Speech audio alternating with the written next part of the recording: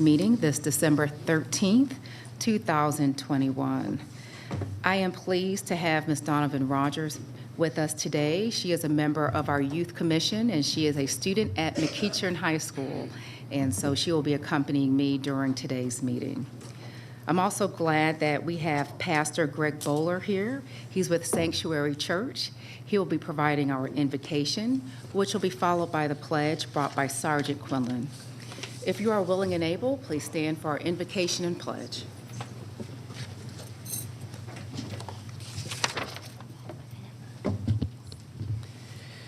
Let's pray together. Jesus, on this day we give you praise. We give you praise for your promised presence here with us now.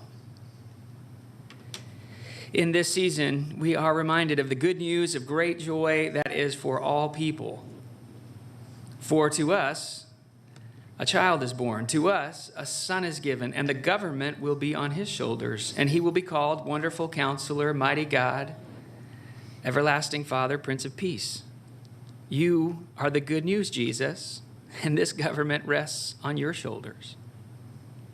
So would you bless these here today, each of these who work tirelessly in your government, each of these who extend your shalom, your joy to all people?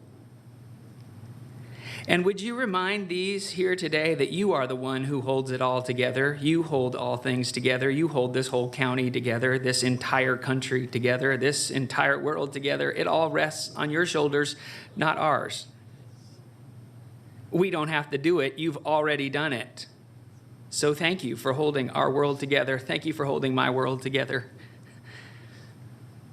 Thank you for your invitation to each of us in this exhausting and yet exhilarating season to come to you. You invited all people to come to you. You said, all you who are weary and burdened, I will give you rest. Take my yoke upon you and learn from me, for I am gentle and humble in heart, and you will find rest for your souls. I pray that for each person in this room and online today, God, that we here now individually and together would find rest for our souls, and that we would learn to live and love from a place of rest. Jesus, thank you for taking the pressure off. Thank you for holding it all together. Thank you for being the King of Kings, Lord of Lords, and our Prince of Peace. We give you praise.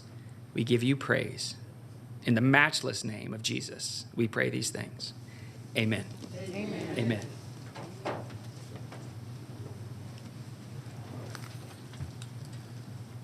I pledge allegiance to the flag of the United States of America and to the republic for which it stands, one nation, under God, indivisible, with liberty and justice for all.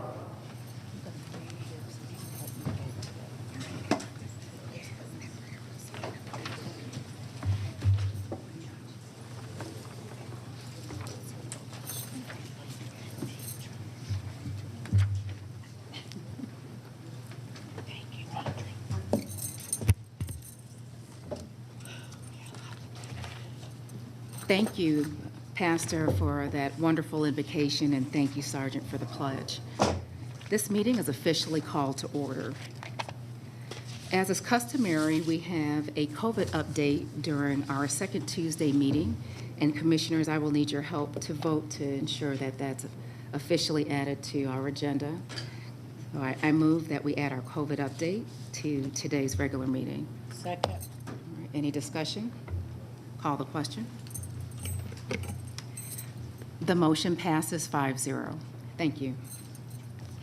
With that, we'll turn things over to our friends at Cobb and Douglas Public Health. Good morning. Thanks for having us this morning. Lisa and I will give the COVID update. All right, so we'll go ahead and get started with our next slide.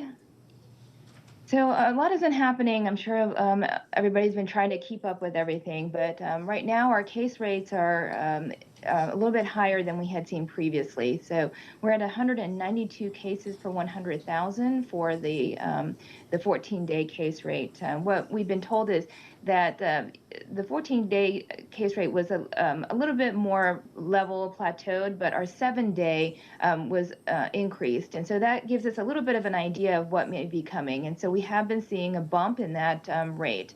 When we look at the next slide, you'll also see that our positive percentage rates also have increased a little. So we're at 5.1%. We were really low, down to the low twos with this, and now we've seen a bit of an increase. When you look at the epi curves on the right, you can see the trajectory that we've been seeing with both of our the case rate as well as the positive percentage rates. This is thought to be due to the Delta variant in Cobb County, and we're going to talk a little bit more about Omicron next, because I'm sure everybody wants to know about that. The next slide will show us our hospitalizations that we've been seeing. We've been seeing a slight increase in Georgia as well as locally in COVID hospitalizations. So you can see the breakdown and just slight increase over to the right. This is something that we really are keeping an eye on, because as of right now, both of our main hospitals are showing that they're at severe capacity at this point, with one of them on ER diversion. And so it doesn't leave a lot of room for any sort of surge that may be coming. And we have several threats right now to our hospital system. So we really need to be as cautious as we can. There's a cautious story to tell, like even in Kentucky with all the horrible fatalities and casualties they had from their tornadoes. Their hospital systems were already overwhelmed, and it was very, very difficult for them to take that surge as well. So we really do need to protect our hospital systems the best that we can. Next slide. So this is a slide I actually had updated right before the meeting. The last slide we had just as of yesterday showed that the variants that we were seeing were almost all exclusively due to Delta. Now, when you look over to the far right, this was updated on the 11th, you see that little purple bar. That is Omicron. So Omicron has actually found a spot on our variant list. And so this is something that is very important for us to watch, because it has gained ground very, very quickly. When you look at the next slide, I wanted to include this slide as well, because as of yesterday, this slide was completely orange, but now you see those purple slivers that are starting to take hold. That is Omicron taking hold in different areas. And so it's very important that we watch this, but it looks like it is making some headway in the United States. When you go to the next slide, we'll talk a little bit about Omicron. So on the 26th of November, it was classified by the World Health Organization as a variant of concern. Why this was so concerning was the number of mutations that were found on this variant. Usually we only see a few mutations on each of the variants. This one had over 50 mutations, and 30 of which were found on that S protein. The S protein is important for our vaccine capabilities, as well as our own immune responses, as well as transmissibility. So 30 on that one area was quite concerning. And what we're seeing in South Africa and in Great Britain right now is some very, very fast transmission. Doubling time is about 2 to 3 days. And so right now in Great Britain, they have 40% of their cases are thought to be due to Omicron, and their hospital systems are seeing an increase as well. And so in Georgia, we've already had 3 cases, and I'm sure there's many more. So a lot of the cases that we have are being sent for sequencing to identify Omicron. But we have already over 25 states that are affected by Omicron already. Next slide. So what's important right now? So the extent of spread. Already what we're seeing in the cases in the United States is that many of the cases already had community transmission. There was no history of any travel. So although we had travel bans that were in place, this is reminiscent to me of the first strain that came out, that we were a bit late to the game with that one. So there's definitely spread in communities already. The impact of transmissibility, we already see now. When you look at that slide that I showed you a week or two after that, I think you're going to see some significant differences in transmission. We're not sure about severity, although early reports are telling us that it looks to be more mild, and it's younger folks right now that's transmitting the virus. Now, even if it's mild, remember, one of our things that we're trying to protect as well as lives is our hospital systems. If many, many people become ill at the same time, then it will be an overwhelming tidal wave for our system. So it's important that we continue to try to do some of the measures that we know work for all the variants. The impact on vaccines is still in question as well. What we're seeing is that we do have a significant antibody boost if you get your third vaccine or your booster vaccines. And so that's important that we continue. In our county, we only have 14% that are boosted up against COVID-19. So we need to increase those levels as well. Therapeutics are still in question, whether medications and monoclonal antibodies work. The one thing that's not on here is that we do know that testing works. Your at-home antigen test as well as your PCR test will pick up Omicron.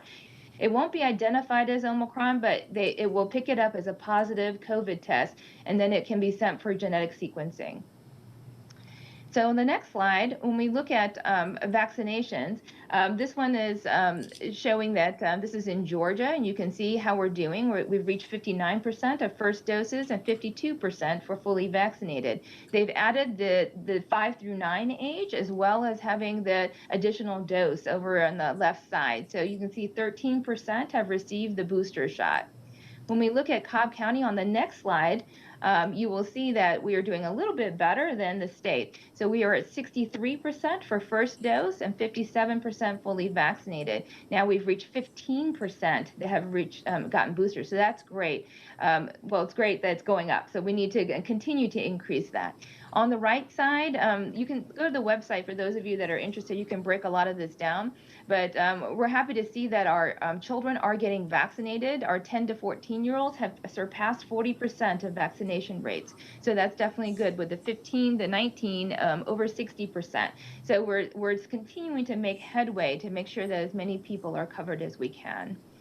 When we go to the next slide, I just wanted to bring this up for everybody. There has been a change. There's so many changes that happen to recommendations. I want to make sure everybody knows this because there's some confusion. So now on the 9th of December, the CDC strengthened its recommendations for booster shots. So everyone 16 and older are eligible for booster shots. And so teens can get the Pfizer, and anyone who received the Moderna or Pfizer can get your booster shot after 6 months after your completion of your series. And that's either your 2-dose or your 3-dose series if you're immunocompromised. So you can get that. It's a very important timetable because we see immunity start to go down about 4 to 6 months. And so it's very important to try to get that booster. For those of you that got the Johnson & Johnson, after 2 months, you can get your booster. And you can mix and match any of these vaccines. So if you prefer to get the Pfizer, Moderna, or Johnson & Johnson as your booster, you can do that. I will turn it over to Lisa next. Good morning. Thank you, everyone. We're happy to be here this morning. Just wanted to remind our residents that one of our goals is to just make our testing and vaccination efforts as convenient as possible to everyone. So you can check our website weekly and you'll see updated locations. We're trying real hard to make sure that we offer extended hours, so evening hours, Saturdays and Sundays, through our clinics and through our outreach efforts. So this is just a slide that shows you our clinic locations, and we're doing all 3 of the vaccines, and it'll tell you when we're offering the different age groups. Next slide. This is just a sample this week of our outreach events, and I wanted to highlight a new opportunity. Six Flags Over Georgia has stepped forward and offered to provide free day passes for any youth who get vaccinated. So beginning tomorrow, we're going to be offering some vaccinations for anyone 5 to 17-year-old at any of our clinics and at several of our pediatric-focused outreach efforts. They will be able to get a free Six Flags ticket for any of that age group that gets vaccinated for first, second, or booster dose. All right, next slide. We also continue to partner with CORE to offer some additional locations. So again, this is just a sample of what's being offered this week. Just remember that our core locations are vaccinating the 12 and above, not the 5 to 11-year-olds. So just want to make that available to folks. All right, next slide. Lastly, on the vaccine front, we're continuing to partner with Pools Pharmacy in Cobb County to do homebound vaccinations. So either through our website or the DPH website, you can request for homebound vaccinations. Lyft is also continuing to offer free rides to any vaccination site. I do appreciate that they've given us a long lead time for heads up that program and that offer will end in June of 2022. But for right now, you can still call 211 and get a ride to any vaccine site. Next slide. Again, in an effort to make the testing readily available, we still continue to offer robust testing Monday through Saturday each week, and we have locations out in East Cobb and down at the Epicenter and up in Ackworth, Kennesaw area. So again, you can look at our website and find those testing available, and it's still free. All right, next slide. I am excited to announce to the group that we've received a couple of grants recently to launch a community health worker program. We're going to be partnering with Morehouse School of Medicine for offering 4 to 6 community health workers. These folks will be hired from the community and trained and then deployed out throughout Cobb County and also Douglas County to be able to help link residents to the care that they need for COVID testing or vaccination, but also it will expand after we have the priority of COVID testing and vaccination. It'll expand to other public health services. So if families need access to WIC or need access to cardiovascular disease services, these community health workers will know how to link them to those services. So we're excited about that, and we expect to have folks on the ground by February. Morehouse has been doing community health worker deployment for decades, and they go through a very robust training so that those folks are ready to hit the ground running. So we expect to see them in February. And then next slide. Just a reminder that this is also flu season. We're seeing early outbreaks, early cases. And so we want to remind folks to get their flu shot in addition to their vaccinations. You can get your flu shot at the same time you get a COVID vaccine. And so we want to remind folks about that. And then lastly, just want to take a minute to remind folks that can be a really challenging season, right? It's been a really hard year for folks, both economically and in their families. We have residents who have lost family members to COVID and to other reasons. And so we just want to remind folks to take care of their own health, be kind to each other, and make sure to attend to your health needs, not just COVID, but all other things. Many people have delayed care. This is the time to kind of start and rejuvenate about the new year and think about making sure to see your physician for those checkups. Dr. Memark, I'll turn it to you to wrap up. Yeah, so just wanted to remind everybody vaccines are available for 5 and over, and everyone 16 and over are available to get the booster shot. So this is very important to help us to continue to battle COVID-19. Remember to, you do your prevention of wearing your mask and just be very mindful and careful when you go out and about and in large crowds. I also want to remind people of flu shots. We have a very low flu uptake this year, and we are already seeing outbreaks in the ERs as well as in K through 12 and university settings. We have a triple threat this year. Delta continues to give us trouble, but we have Omicron that's right there on the horizon and flu as well. So I really just wanted to remind everybody that we've got 3 infectious diseases that are out there potentially that could cause some trouble for us. So please be as careful as you can as we go through this season. And we're happy to take questions if you have any. Thank you, Dr. Memark and Lisa, for your presentation this morning. Commissioners, do any of you have any questions? I have a question for some data you provided earlier in the presentation. What is the transmission rate out of 100,000 here in Cobb? 192, over 100,000. And remember, 100 is that one that we follow to show high transmission. Okay. Very good. So yes, we are, oh yes, we're still at a rate of high transmission, and thank you for reminding us of that. Commissioner Burrow has a question. Good morning, Dr. Memark. What do we think this is a result from Thanksgiving holidays? And do we see an uptick or predict an uptick with the Christmas holidays coming up, or? Yeah, unfortunately, we do think that this is from some Thanksgiving activity, as well as the weather turning pretty cold. And so it's one of those kind of expected upticks, but we just got to be very cautious as we move forward. And so hopefully it won't be a really bad surge. I think we would have seen that already. But now that we're on the heels of another holiday and with Omicron and flu, we just want to make sure everybody's cautious. Thank you. And Dr. Memark, one additional comment. I hear a lot out in the community about folks who feel like the booster is still just appropriate for folks who might be immunocompromised or high risk. We want to remind folks that anyone who got their vaccine earlier, if it's been 6 months since your Moderna or Pfizer, or 2 months since your J&J, that we want to encourage you to get that booster shot. Absolutely. Thank you. And can you let us know about hospital impact right now? I know, a few weeks ago, they were experiencing a very high rate of people coming in with COVID, and it was impacting their ability to provide other services. How are things now, or if you have any insight, at least with our Wellstar hospital system?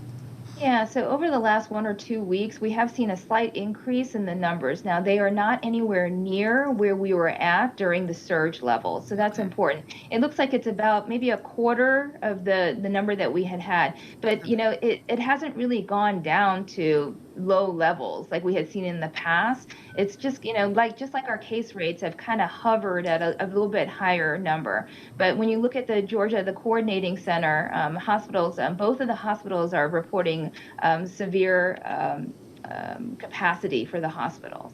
Okay. Thank you. Well, seeing that there are no more questions, I thank you once again for being with us and keeping us abreast of what's going on with COVID. And I wish you and Lisa a very happy Christmas, happy holidays, Merry Christmas, Happy New Year, but also just another congratulations to you for the award that you received with Morehouse School of Medicine. We look forward to getting those workers on the ground and helping to keep our population safe and healthy. Thank you to you. We appreciate it. Thank you.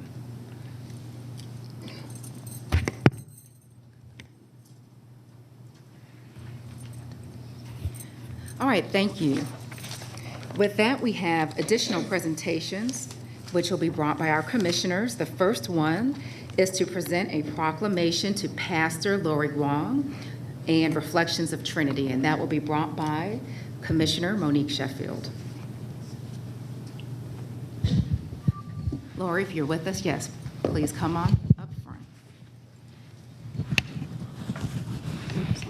Please. I've also been asked to invite Deidre Watts up here, who assists Commissioner Sheffield in her office. Part of the reason Deidre's been called up is because she's one of Pastor Lori's top volunteers as well. So we wanted her to share in this. Come on up.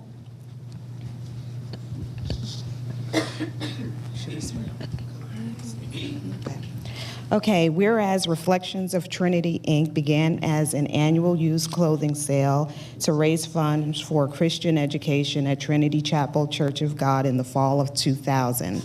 It was so successful that a decision was made to make it a full-time venture. The community thrift store was opened September 27th, 2003 in downtown Powder Springs. Whereas Reflections of Trinity is a 501c3 nonprofit founded and led by Lori Wong. Under her leadership in the last 21 years, Reflections of Trinity has evolved to include 4 separate divisions: a warehouse division, retail store, eBay store, and a thriving outreach division. Ms. Wong has spearheaded programs at Tapp Middle School and conducted a finance and entrepreneurship program for the Powder Springs Youth Foundation, teaching kids how to own and operate an e-commerce business. Whereas Team 58 Food Pantry, a division of Reflections of Trinity, began in January of 2012 by serving 33 families, that weekly distribution has grown to over 465 boxes per week. Each month, the food pantry provides for about 1,000 food insecure families through 3 weekly events. The food is distributed to seniors in 8 different housing communities, a weekly backpack program for Fountain Elementary School, and a weekly drive-through pantry on Saturday mornings. To date, they have served 66,687 individuals with over 2.5 million pounds of food. Wow, that is incredible. Now, therefore, we, the Cobb County Board of Commissioners, would like to recognize Pastor Lori Wong and Reflections of Trinity for the service, dedication, and commitment to the residents of all ages in Powder Springs and beyond. Pastor Wong is truly a shining example of servant leadership, and it is evident that one person can help affect change to improve our community. Presented this 14th day of December 2021.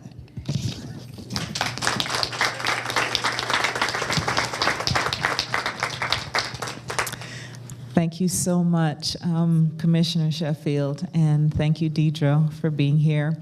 Thank you, Commissioner Cupid, Chairman Cupid, and to all of the esteemed commissioners. Thank you so much for this honor.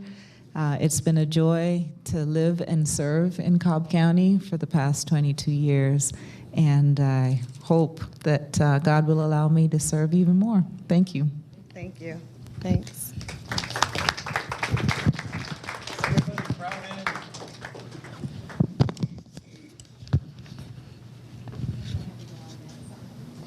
Can come swing around. Balance is everything. Balance is everything. All right, here we go. 3, deep breath. There you go, thank you. Wait, take Okay, thank you.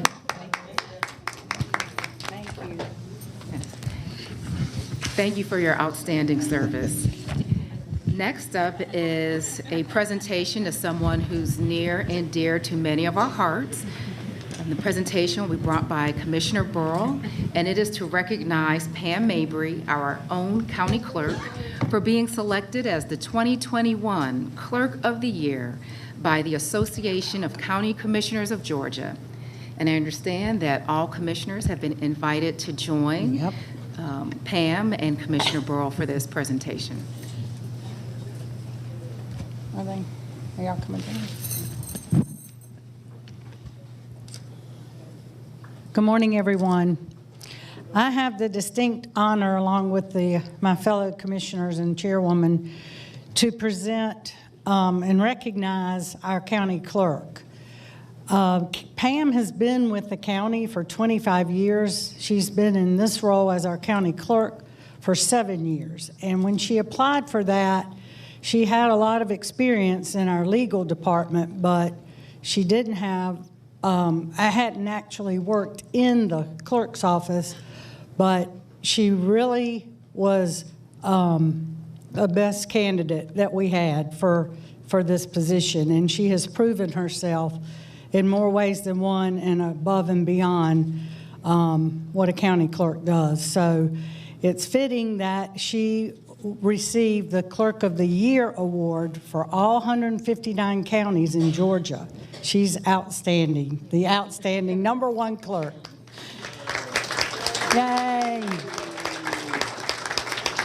So this is an award that the Clerks Association, in conjunction with the Association of County Commissioners of Georgia, do present at their annual conference. And so most of us were down in Savannah for the luncheon where Pam received the award. And we're just so proud of you, and thank you for all your hard work through the years, and especially in your current role. Thank you.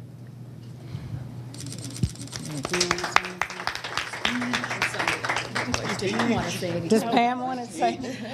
No, I will say thank you to the board, thank you to the county manager, the county attorney.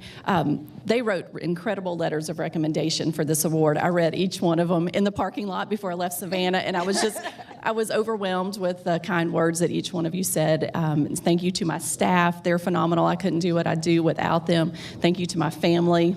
Sorry they couldn't be here today, but they've listened to me talk about Cobb County since I was 18 years old, so they're a huge part of my success, so I appreciate that. Thank you. We should have the county manager and county attorney, they have something to do with this too. Yes, and I'll come. Yeah, come get my picture.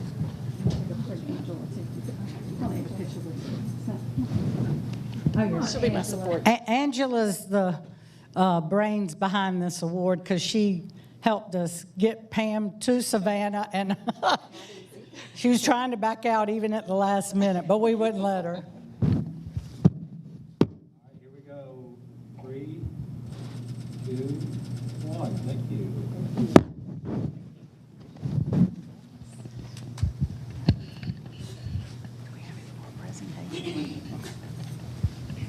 Go ahead. All right. Thank you. Thank you. Who's next, Lisa? Who's present? All right, and that takes us to our third and final presentation to recognize an upcoming finale of service, at least as an active employee here of Cobb County. This presentation will be brought by our county manager, Dr. Jackie McMorris, to recognize retirees who also serve in director positions here in Cobb. Thank you, Chairwoman. Before I do that, I do want to recognize another team that we received an email on yesterday. So last week, the Georgia Institute for Transportation Engineers awarded Cobb DOT and Cobb PD with their Excellent Agency Award for the work and service that they provided related to the World Series. And so I know that they're there, but I just want to take a moment to say thank you for all that you've done, Cobb DOT, Cobb PD, for everything that you've done. Now, I will move forward. I would like to ask these managers who are here with us today, some aren't, but those who are here, if they would come up as I share briefly some of their years of experience. We'll start with Scott Barfield, hired in 1991 as a maintenance tech. He has worked in both parks and property management throughout his career. His position, Scott, come on, there you are. Positions held as a skilled craft supervisor, maintenance supervisor, building maintenance superintendent, building operations manager, and property management division manager, and also director in 2017. 30 years of service. Scott, thank you for your service. Next, I'd like to ask Chief Cox if he would come up, please. Chief Cox was hired in 1985. He moved through the ranks. He was a sergeant, lieutenant, captain, major, and deputy chief of police. Appointed as police chief in 2019, please let's celebrate his 36 years of experience in law enforcement with Cobb County. Mr. Tony Hagler began as an unpaid intern, started in a paid position as a personnel analyst in 1990, moved up as an HR manager, then appointed as HR director in 2000. Let's celebrate Tony's 31 years of service with Cobb County government. Everybody knows Mr. William Tanks, who's not here with us today, but I still want to just share. He was hired in 1991 as a firefighter, progressed throughout the ranks. As most of you all know, he retired in 2017 and then came back. He missed us so much. And then as a result of his service as Public Services Director, he has garnered 30 years of experience all combined with Cobb County. So in his absence today, we celebrate Bill Tanks. Thank you for your service. Last but not least, I'm not sure if Hope is here right now, but Hope Warren was hired in 1983 as an admin specialist with the Extension Service. She also held several positions within UGA Extension and was appointed in 2011 as our Director for Extension Services. Hope has brought to us 38 years of service to Cobb County government. Join me in celebrating over 160 years of service with these 5 folk with Cobb County. You will be missed. Thank you so much.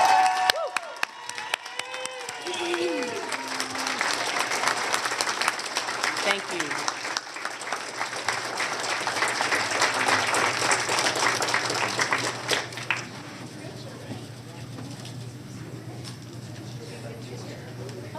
Excuse me, gentlemen, if we can have you come back and join your county manager for a picture, that'd be great. In fact, commissioners, why don't you go down there as well? Where's the tank's cardboard cutout?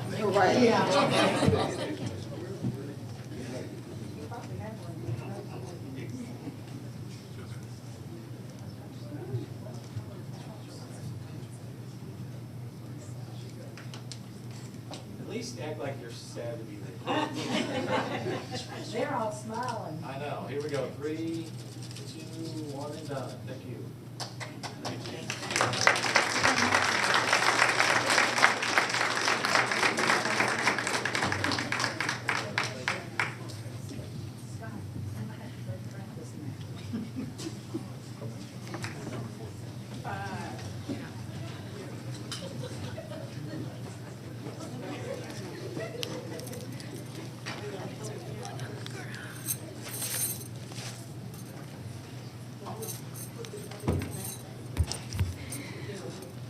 Okay, that brings us to our first public hearing, which will be brought by DOT to conduct a public hearing prior to expending $100,000 or more for engineering design services. Good morning, Chairwoman, Commissioners, County Manager. In accordance with state law, the Board of Commissioners is required to conduct a public hearing prior to expending county funds of $100,000 or more to employ an independent consultant or consulting firm or to conduct an independent study or survey. We bring forward 3 sidewalk projects in District 2, Chestnut Lake Drive, Sewell Mill Road, Holt Road, for public hearing. And so with that, the department recommends the Board of Commissioners conduct a public hearing prior to expending $100,000 or more for engineering design services for various projects in the 2016 SPLOST Transportation Improvements Program. Thank you, Drew. If anyone is here for this public hearing or would like to speak, you have 3 minutes to join us here in the front and address this particular item only. There is an unlimited number of speakers who are able to participate in our public hearing. So with that, we'll go ahead and call this public hearing open. Any speakers are free to come up.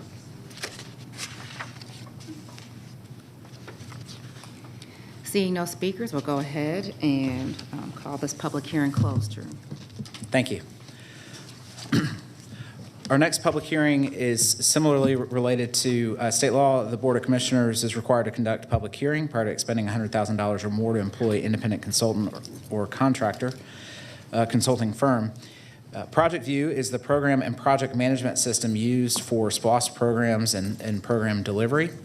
Therefore, the department recommends the Board of Commissioners conduct a public hearing prior to expending $100,000 or more to secure professional consulting services for continued application development and support of Project View. All right, again, the same rules apply. An unlimited number of speakers for a maximum of 3 minutes can speak to this particular agenda item. And we'll go ahead and declare this public hearing open. Anyone wishing to speak can come forward.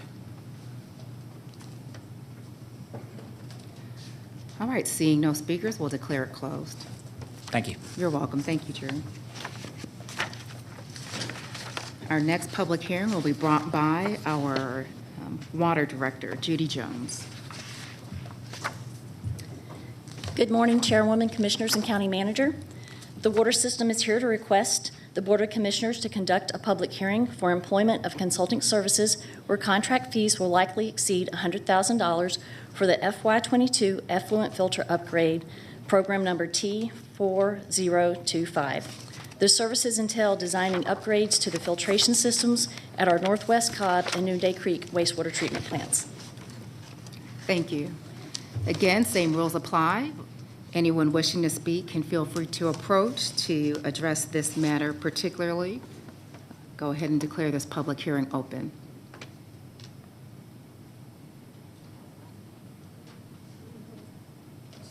Okay, seeing no speakers, we'll declare it closed. Thank you. And our next public hearing will be brought by our Community Development Director, Jessica Gwynn.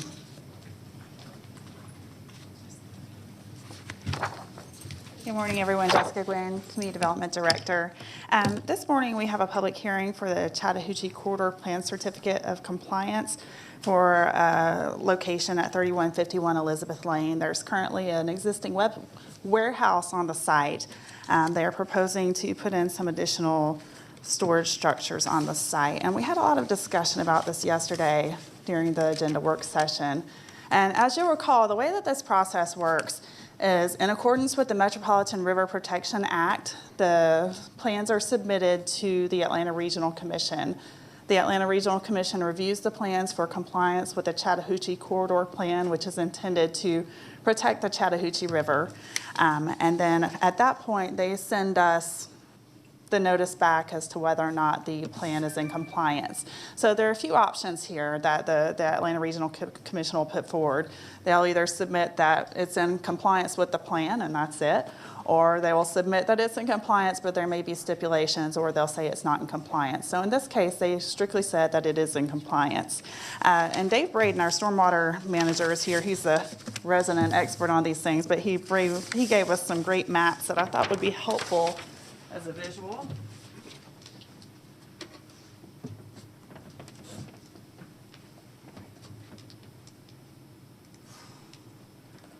So you can see that site right there is the site where there's the existing warehouse, and that's the location, the 3151, that's the location that's under consideration for the Chattahoochee Corridor Plan Certificate. You can see on here there's the treatment plant right behind it that's between the site and the river. And all the hatched blue area you see there is the floodplain. So as you can see, the site is well out of the floodplain. So we're not concerned about that. It's also well outside of the buffer required for the river itself.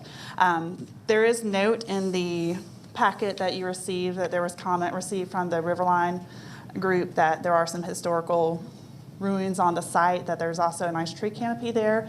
That was something that was discussed at length whenever this went to the zoning hearing earlier this year, back in October, or back in the fall. So that's something that has been incorporated as part of that. The developer had agreed to provide an inventory of the historic structures on the site. I just wanted to mention that because it's in the report. But again, this is specifically for the Chattahoochee Corridor Certificate, which pertains to the protection of the river itself and the Chattahoochee Corridor Master Plan. So this morning, our recommendation is that you would please hold the public hearing, and at that point, of course, we'll need a vote on the issuance of the certificate. Glad to answer any questions. Thank you, Director. We'll go ahead and declare this public hearing open. If anyone is here to address this particular item, again, you have 3 minutes apiece, and you can go ahead and approach. Just remember to please state your name before your comments. Thank you. Hi, great day. Jessica Renee. First time hearing of this, but I'm super concerned and wanting to ask them questions. With this, I don't know if the word proposal is proper for what you're saying here or what you're asking. Is this going to require more money? Because I'm just sitting back listening to $100,000 to do this, $100,000 to do that. And the, like you say, historical, just because they're saying that they're going to, oh Lord, log in what they're considering. How do they know what's historical? Like that's my main concern here, and the money that you all are seeming to have to throw around while people don't have homes. But you're saying that the builder or the person who's going to be fixing it, you want more storage space. It's so crazy. You want more storage space, and people don't have homes, right? You're standing before these people asking them to do something with storage space in a location that we know for a fact has historical value, history, to people and their own mental, the items that could be there, you or I would think the builder wouldn't necessarily know that will have true historical value because your agenda is to get what you need, basically. Not saying you're going to just on purpose be rude or not know, but that's not your forte, right? That's not the builder's expertise, is to know what's historic and what's not. So now you're going to go to a site that's just there already, and we are asking them, are we asking for money to do this? Because to build things, it costs money. Is this a storage space for people to live in? A storage space like to just house more items that people can't pay for in the homes that they don't have? I'm wondering. I just don't know myself what this storage space is for. And I guess I'm part of the public, you know, and that's the reason why I'm asking. And I apologize, I sound like I'm frustrated or confused, because I'm very confused. And I'm shaking because I know I'm watching people with no homes. And now I'm being told with 3 different, whatever you call them, agendas or whatever they brought up, $100,000 for this and $100,000 for that. Shoot, that's $200,000 if I add correctly. And then if we throw you in there, we don't know how much that is. Do you know how much we could do with that type of money? That space that you're wanting for storage, could we not change it into something for the homeless population? Is that something that could be done? I don't know. Just got 26 seconds, so I'll let you all have that. I appreciate you. All right. Thank you.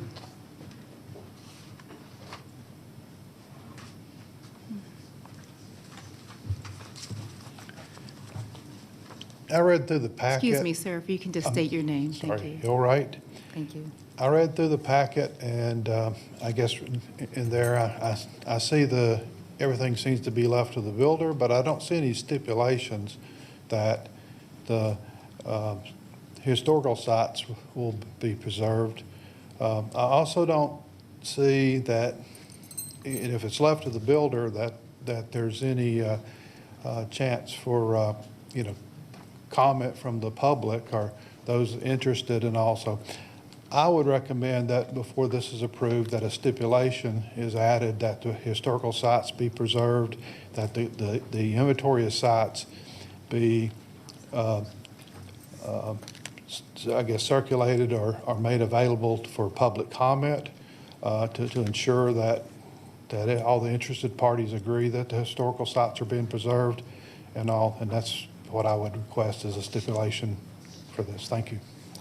Thank you. Is there anyone else who's here wishing to speak to this item? With that, we'll go ahead and declare this public hearing closed. Director, if you can just join us up here so we can address some of the items that came up during our public comment. Yes, absolutely. Yes, thank you, Director. First, is the county expending any funds for this particular matter? No, ma'am, this is a solely private project. Okay, thank you. Also, can you address the historical impact that this project could have? I did not see the correspondence with respect to those elements, and just ask that you can help to enlighten us and see if there's any conditions that could be placed to be mindful of that. Yes, again, this was included in the packet with the regional review finding that was included as one of the attachments. And there was an email in there. Whenever one of these requests comes in and it's sent to the ARC, they send it out to a number of stakeholders to review it and provide feedback. And so through that process, there was some feedback provided by the Riverline Historic Area, and they mentioned, it was pretty interesting, really, the historic sites that are on the property. It was a historic resort or home facility for one who is supposed to be an early founder of Coca-Cola, so that's pretty interesting there. But again, this is something that was discussed in the zoning hearing. There are some ruins on the property, and again, a tree canopy. And through that zoning hearing, that was really the process where this would be considered and those stipulations would be added. And through that process, there was an agreement that they would do an inventory of the historic sites on the property. And again, this request is specific to the Chattahoochee Corridor Master Plan. Thank you. And that may encapsulate the comments around public comment, that was included as part of that zoning hearing. Yes. Thank you. Commissioner Richardson. And it was stipulated that that inventory check was done by experts, not the actual developer, correct? I'm not sure what the stipulation is exactly, but of course, as those come into our office, we'll be sure that, it's conducted by someone who's qualified to do such a thing. And of course, we also have historic preservation specialist planner on our staff too. Correct. Okay, do I move to? Thank you. Let me see if they have any other questions. Commissioner Burrow. Yes. Does the Historic Preservation Committee review these as well? Or does it not go through them? This would not be reviewed by the Historic Preservation Committee. It's not on a designated historic site or historic property, so there's no certificate of appropriateness that would be required. But through the zoning process, it did go to our Historic Preservation Planner, and they do provide comment related to historic preservation on all of our zoning requests. Okay, thank you. Do commissioners, Commissioner Richardson. And it was the adjacent property with the historic components, correct? Yes. Thank you. Commissioners, do you have any other questions? Thank you for clarifying the site with a map this morning and showing that it's outside the floodplain, as I did have some concern about that. And thank you for also discussing some elements of the zoning hearing where the historical impact was addressed.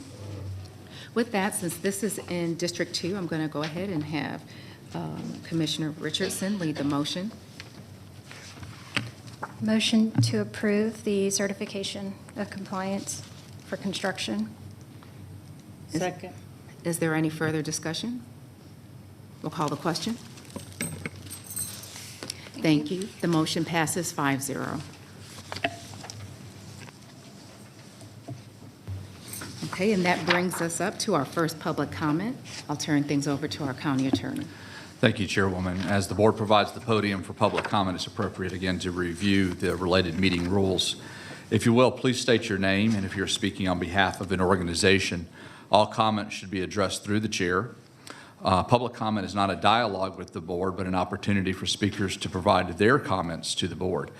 The comments should not be impertinent, derogatory, offensive, or slanderous. To that end, the board encourages, regardless of the topic, the audience to be respectful and courteous to the speakers. Everyone attending this meeting should give others the right to both listen and be heard by treating each other with civility. Statements made during the public comment portion do not necessarily reflect the opinions of the board or the administration of Cobb County government. And just as a reminder to the speakers, there is a timer on the podium that keeps track of your 5 minutes. With that being said, the first speaker is Hill Wright.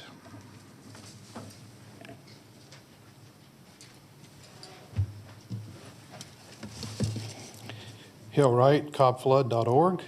It's been over 3 months since the many lives of Cobb residents were shattered by flooding. To this point, what has been done has resulted in a couple of poorly done assessments and a lot of denials to residents, with a few cases that are finally settled. There are acute problems that need to be resolved now. An 89-year-old woman is still on the other side of a stream and unable to get out. People are still in danger of losing their home. Stormwater infrastructure is still in disrepair, and residents are still facing financial ruin. We should allocate part of the ARPA grant Cobb has received to address the acute flooding issues and come up with a long-term plan to address the stormwater. In item 49, the county made repairs to private residence. Why can't we help flooding victims with one of these grants? Right now, stormwater is playing second fiddle to the water department, who sees Cobb residents, helping Cobb residents address stormwater issues as a mess, and funds are skimmed off for use in the general fund. That's why the stormwater department must be moved into a separate department that focuses solely on stormwater with its own budget. We must address the long-term issues with stormwater. Right now, we don't have a plan except for residents to live along streams are somehow going to bear the cost for conveying stormwater for everyone else. There must be a funding mechanism created for long-term management of stormwater. But given how Cobb has in the past viewed funding streams, even using stormwater funds to settle a non-related dispute with the Braves. We can't just allow a new funding source to be created unless it has some clear safeguards so that when people pay for stormwater management, it goes to the people's stormwater and not the Braves, and it's not misappropriated to the general fund and used for other things. Plus, the money now going to stormwater should not just be moved to something else. There is a need to have stormwater planned for long term and to fund it. If you can put in safeguards in place to ensure that the funding are managed for the people's stormwater, I can support it, and I believe others can too. Last week, we had a listening session for the flooding. I want to thank the members of the board who were there to listen. Next month, I hope we can have an active session where we can discuss solutions and the board members can share your success. You're asking us to support moving to a unified development code. An RFQ was already sent out with Cobb without Cobb citizens having input. That was a mistake. We should not be hiring a consultant to tell Cobb residents what we want our communities to be. The citizens of Cobb should decide that. Why not pull out codes already written for other places and send it out to people and let people provide feedback if they want a new code, and if so, what it should be. This needs to be done live, not virtual, where people can actually provide feedback, where people are prepared with informed comments. Perhaps the chair will have an opportunity to support listening to other viewpoints. I oppose item number 61. Here you're voting to approve over $500,000 in county funds for a $16 million study on transit on I-285 for the ATL. Yet the citizens have not voted to join the ATL. This violates our trust when you hold town halls and tell us we get the vote, and then you go ahead and spend our money without a vote. Thank you. Hillwright, Cobb, September 7th Storm Damage Advocacy Group portal located at cobbflood.org. Thank you. Thank you, Hillwright. Before we have our next speaker, I just want to make a couple of points of clarification.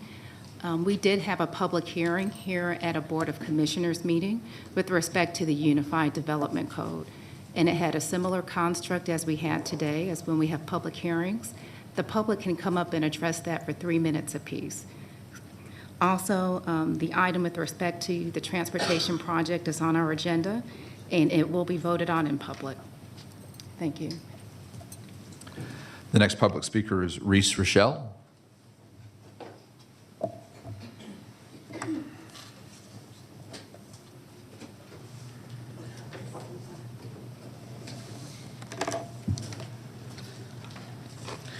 Hi, my name is Rachel Reese. I'm from Cobb County. And I'm 54 years old and I'm homeless.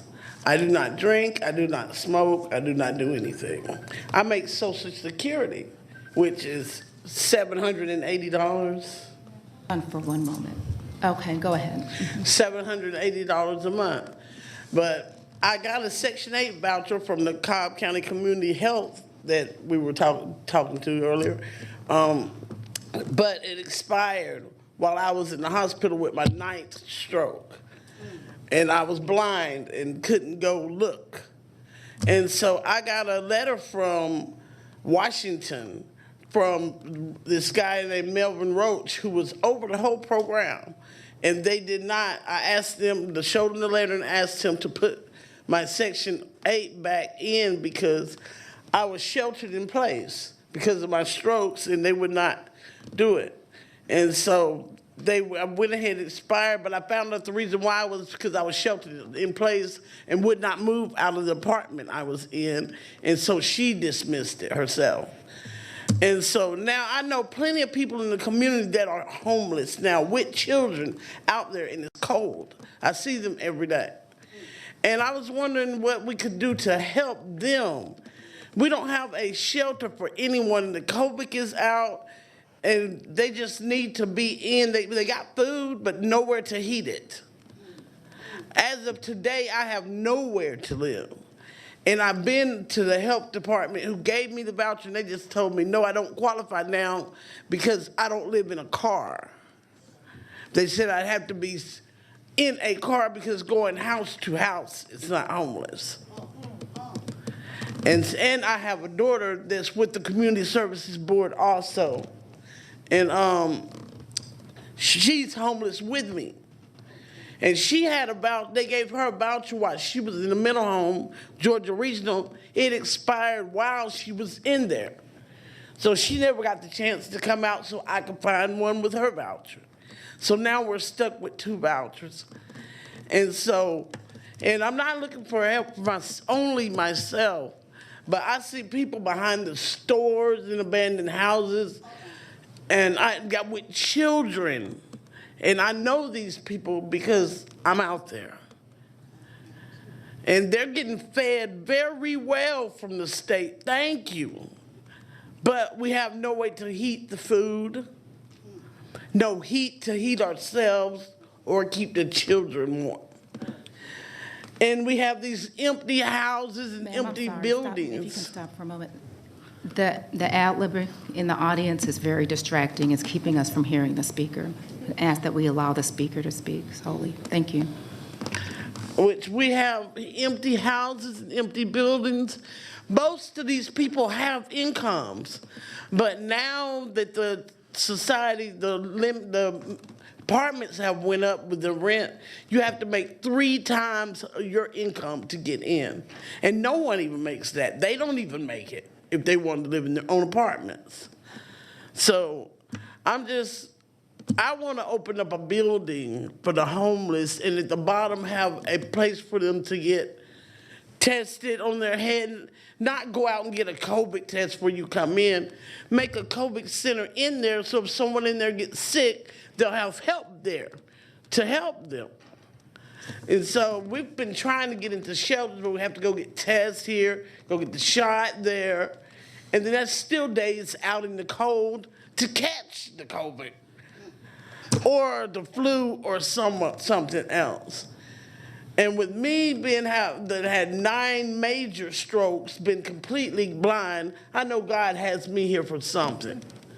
And I think it's to help others, show them the way to Him and to help themselves. Because these people are out there with mental problems, them and their children, they need mental health. But they're not mandated to go. So they're out killing people, committing crimes and doing things.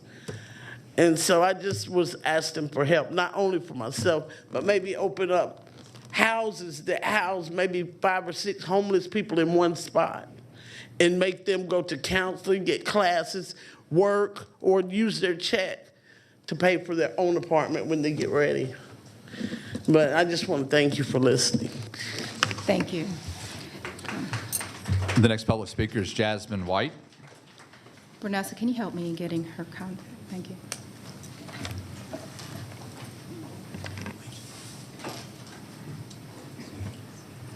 Good morning. Sorry. So a few days ago, my 2 kids and I were evicted from an apartment that I've had to trap. I'm sorry. This just happened. So I've had to trap 5 cat-sized rats inside of big, giant rodents. I've had to scrape the mold out of my kid's shower. I've had to use tons of covers to keep warm at night because there's cracks in the doors and windows. They told me, and I quote, "There are no contractors to fix the cracks in the windows and doors." So I fell behind on rent, of course, because of COVID. I worked until I couldn't, right here in the square at Hog and Ale Smokehouse, probably serve some of you. That's a mom and pop, so there were quickly no hours for me left when COVID hit. The whole restaurant shut down. So I went from that to nothing, just like the rest of the world, and then because of my situation was special, me being a single mom, I had to rush back to work as quickly as I could. I've always tried to work hard, but effort doesn't equal money. So I understand that rent has to be paid, but the grounds have to be worthy of being paid for. So who fights that? Who fights the apartments for me? I can't sue them, I don't have the money. With the push of the commissioner himself, because he came to look at my apartment building, new tenants that were able to escape because they had just gotten there, and the pest control man, I've tried to argue this in court, this courthouse, and was silenced. Didn't have time, was told to come back, and I can't come back because I only get certain days from work. So they can just come in and ruin our lives without doing anything on their part to even make sure it was livable. ultimately having to figure out where I can put a Christmas tree for my kids or the presents. With the eviction, I can't even afford any of it. So my kids don't deserve it. I don't voluntarily struggle. So I just want to beg for it to be some sort of sensitivity in special circumstances. How so soon after a pandemic that's not even really over, can I have to come home and see all my stuff sitting outside? I'm still waiting to qualify for the assistance that I know I qualify for. So I'm homeless now with 2 kids during Christmas, and I don't understand how I'm supposed to trust in a government that could do this to me. Thank you for listening to me. Thank you. The next public comment is from Denny Wilson. Vanessa, again, if you can, thank you.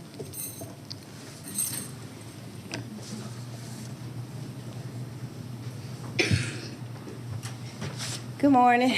My name is Denny Wilson, and I'm a resident of District 4.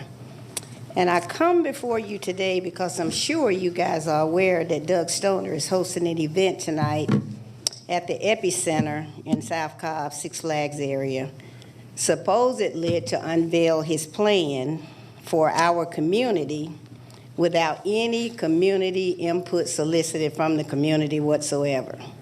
We're walking up in there tonight, and we don't know what we're going to see. This event is taking place, I believe, for 2 reasons.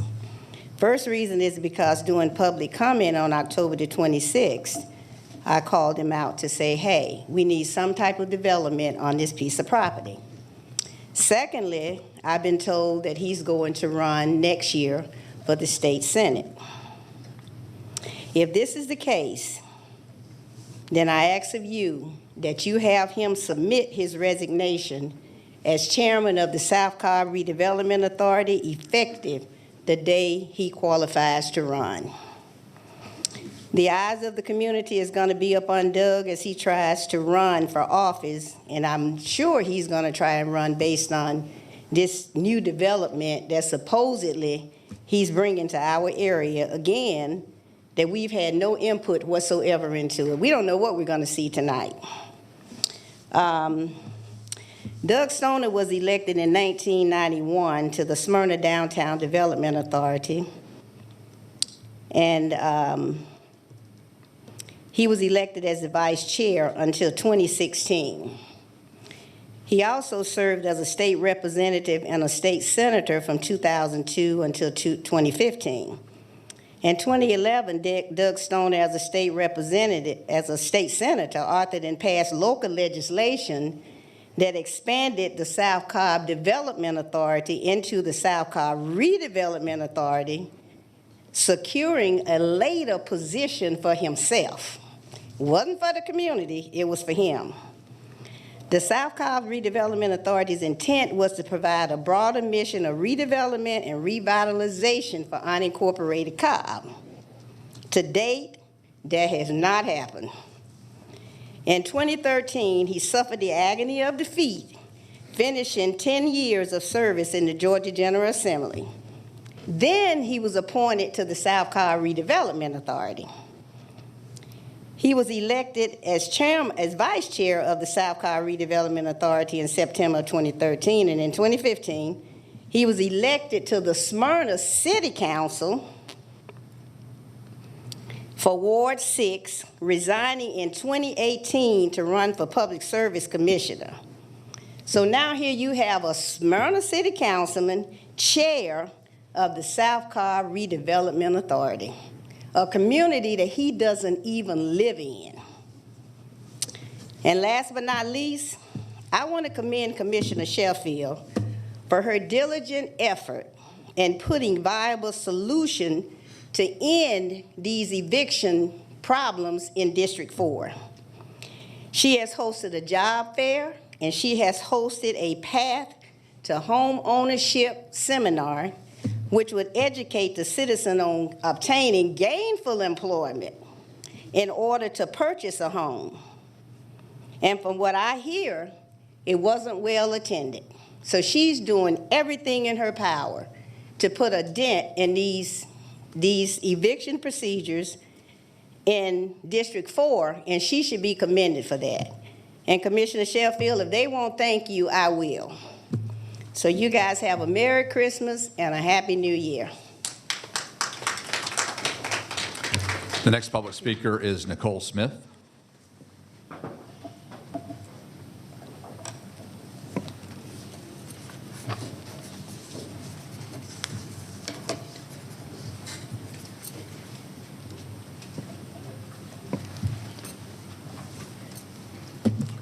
Hello, and thanks for letting me speak. Good morning. Happy holidays. I'd like to read the letter that I sent to you for everyone else to hear, along with a few add-ins. It is with regret that I write to you once more to express concern and a request for assistance for a fellow human being and her offspring who have recently been evicted from their home. Jasmine White needs help. And as a young single mother of 2 children, I can only imagine her stress levels as she scrambles to make life balance during the holiday season. One of the issues at hand is the shame and embarrassment that comes with asking for help. I'm aware of this myself. It can stop a person from receiving the help from the community that is necessary to survive. I am not certain how the laws work. I'm sure a lot of people aren't. And I'm still learning quite a bit about the roles that you have. I am concerned that more people will be put out of their homes between now and the end of the year, or January or February, without guidance, without support, and without a helping hand of empathy. I hope that you can assist this young woman and any other families that may be struggling with questions about their living arrangements that they may be too afraid to ask. I look forward to your response and hope to hear actionable solutions in the meeting next week, Tuesday, the meeting today. What I'd like to add is that when you look at me here on this podium, you might not remember me, or your students might not remember me, because I'm outside of the environment that we've initially met. But the people that are going through these struggles and these troubles, we may see them walking on the street. We may see them in Starbucks. We may see them in the library. We may see them in the courthouses or outside the courthouses. These are fellow human beings. And these people, just like you, are trying their best to live their lives as productively as possible. That needs to be taken into account. There is a lot that I see where we're helping people who come with so much money to build new structures, and they're offering jobs. But if someone is caught in an eviction, if someone is caught without childcare, if someone is caught with the mental and emotional breakdown behind their lives being tossed out into the street, they're not going to have the right mindset to come to you for that help, for that job, for that upward mobility. More has to be done, and it would be to our benefit as a larger group, as the village, that we look to solutions to help one another in every circumstance, as opposed to a lot of what I see and still don't understand. We're zoning for this, and this is going to be built. Or I'm here again to ask for someone to be helped and have empathy. It would be nice if we didn't have to have these conversations. It would be nice if we could just do the wonderful presentations and show appreciation for folks. We all need to do better. And I'd like for you guys to be the leaders in that, because you're awesome people. That's why I voted for you. Thank you. Thank you. Cortina Scott.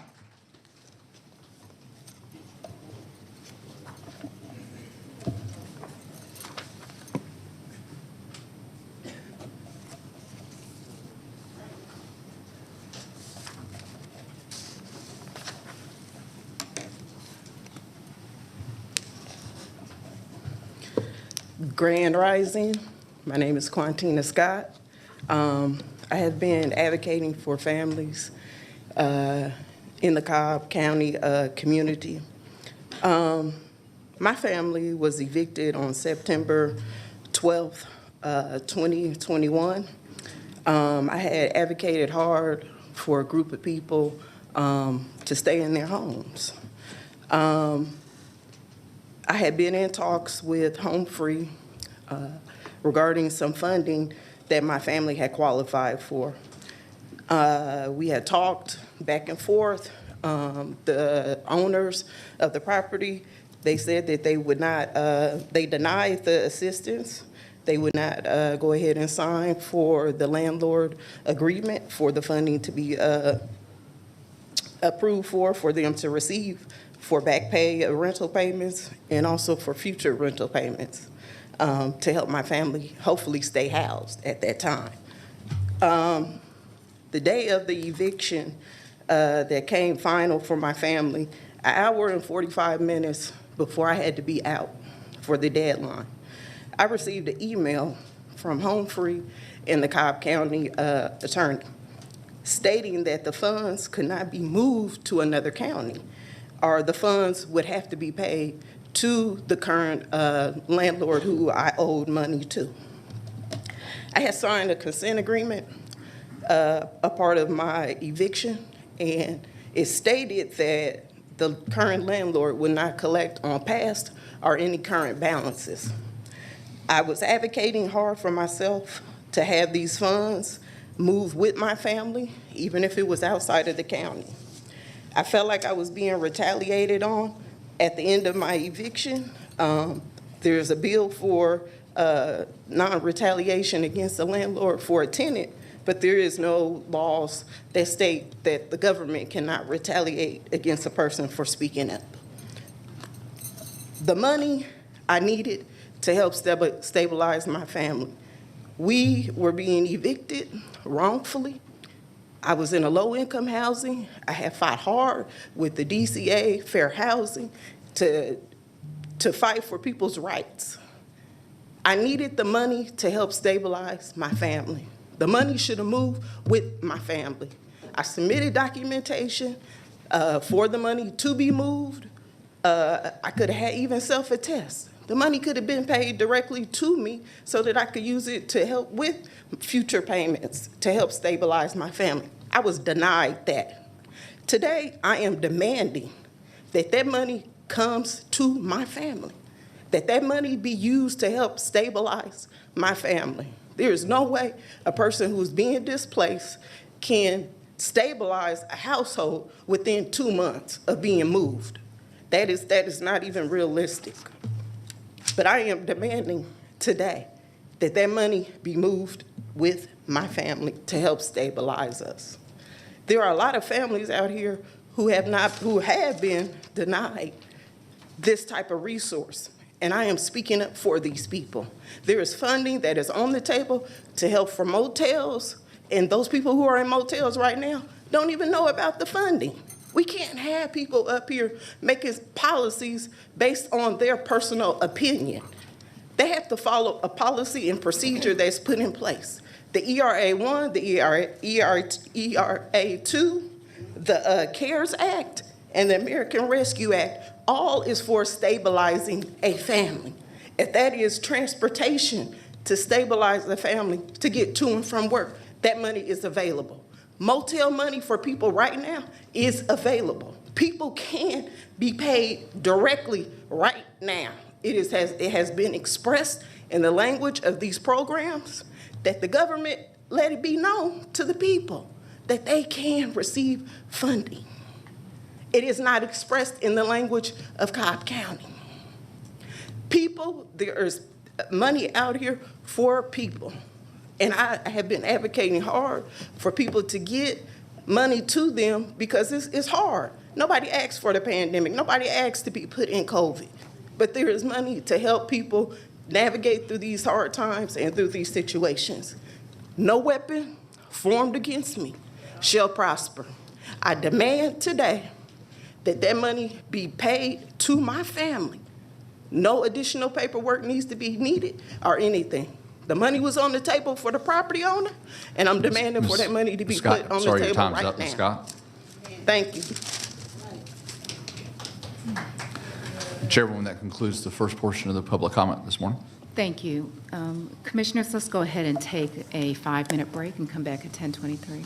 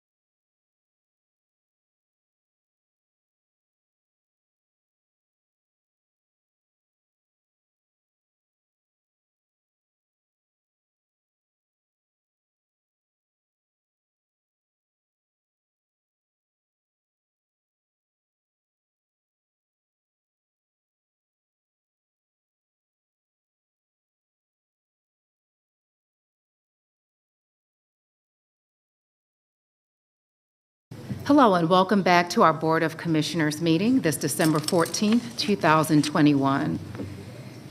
We are going into our consent agenda. Before the meeting, the items have scrolled on our screen so that people can see what is included as part of this agenda. Commissioners, we do have one particular add-on, which is to add an item from the DA to consent.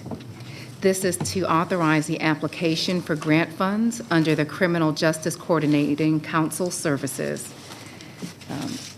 Is anyone willing to make a motion for us to add that on? So moved. Thank you. Is there a second? Second. Any further discussion? All those in support, please raise your hand. I'm sorry. We're here in person. I'm thinking virtual. Thank you. That's why I can't break during the meeting. All right. We'll call the question. All right. The motion carries 5-0. Thank you.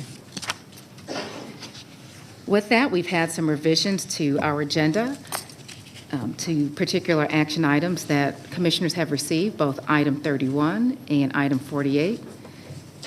Also, we've had items moved from the consent agenda to the regular agenda, which includes water item 16, HR's item number 34, and purchasing's item number 24.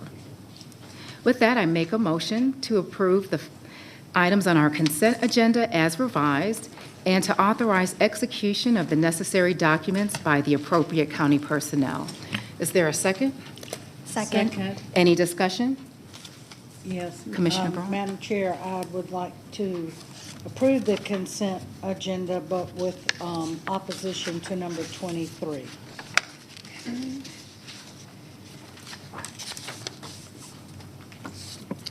Okay, duly noted, and the clerks will make a note of that. Any other discussion? We'll call the question. The consent agenda passes 5-0.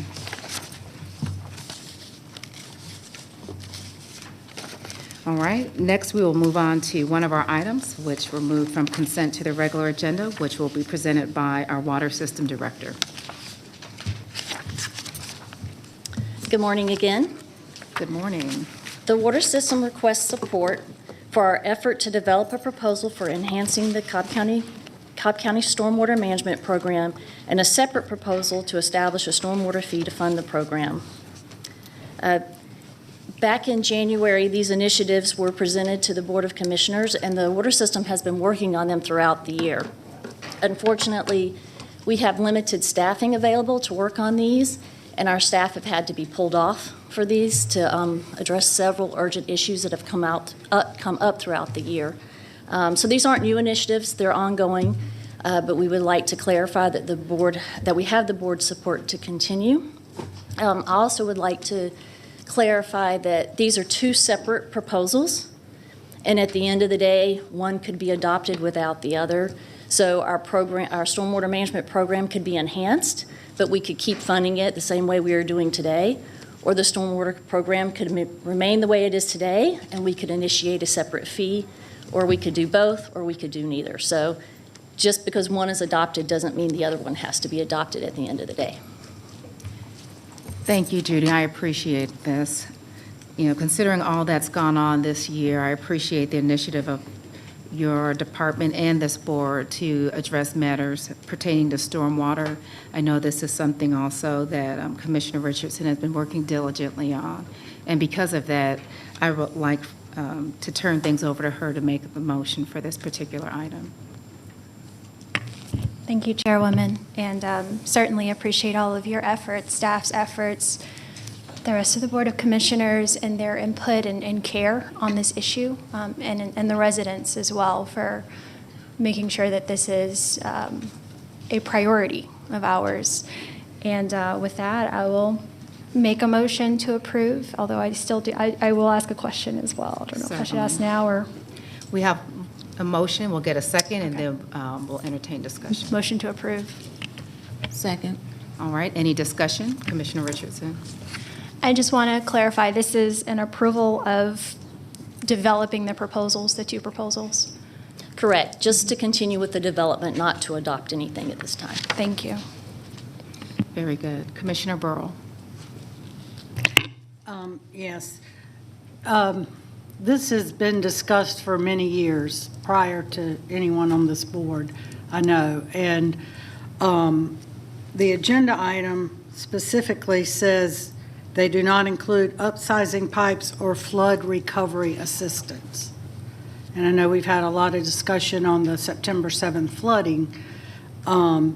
It also says the water system requests support for our effort to continue developing a proposal for enhancing Cobb County's stormwater management program and a proposal to establish a stormwater utility fee to fund the program. So if we're going to do a study, we're going to have to fund it, if whatever option we choose, kind of like anything else. But you all know my position on the water transfer.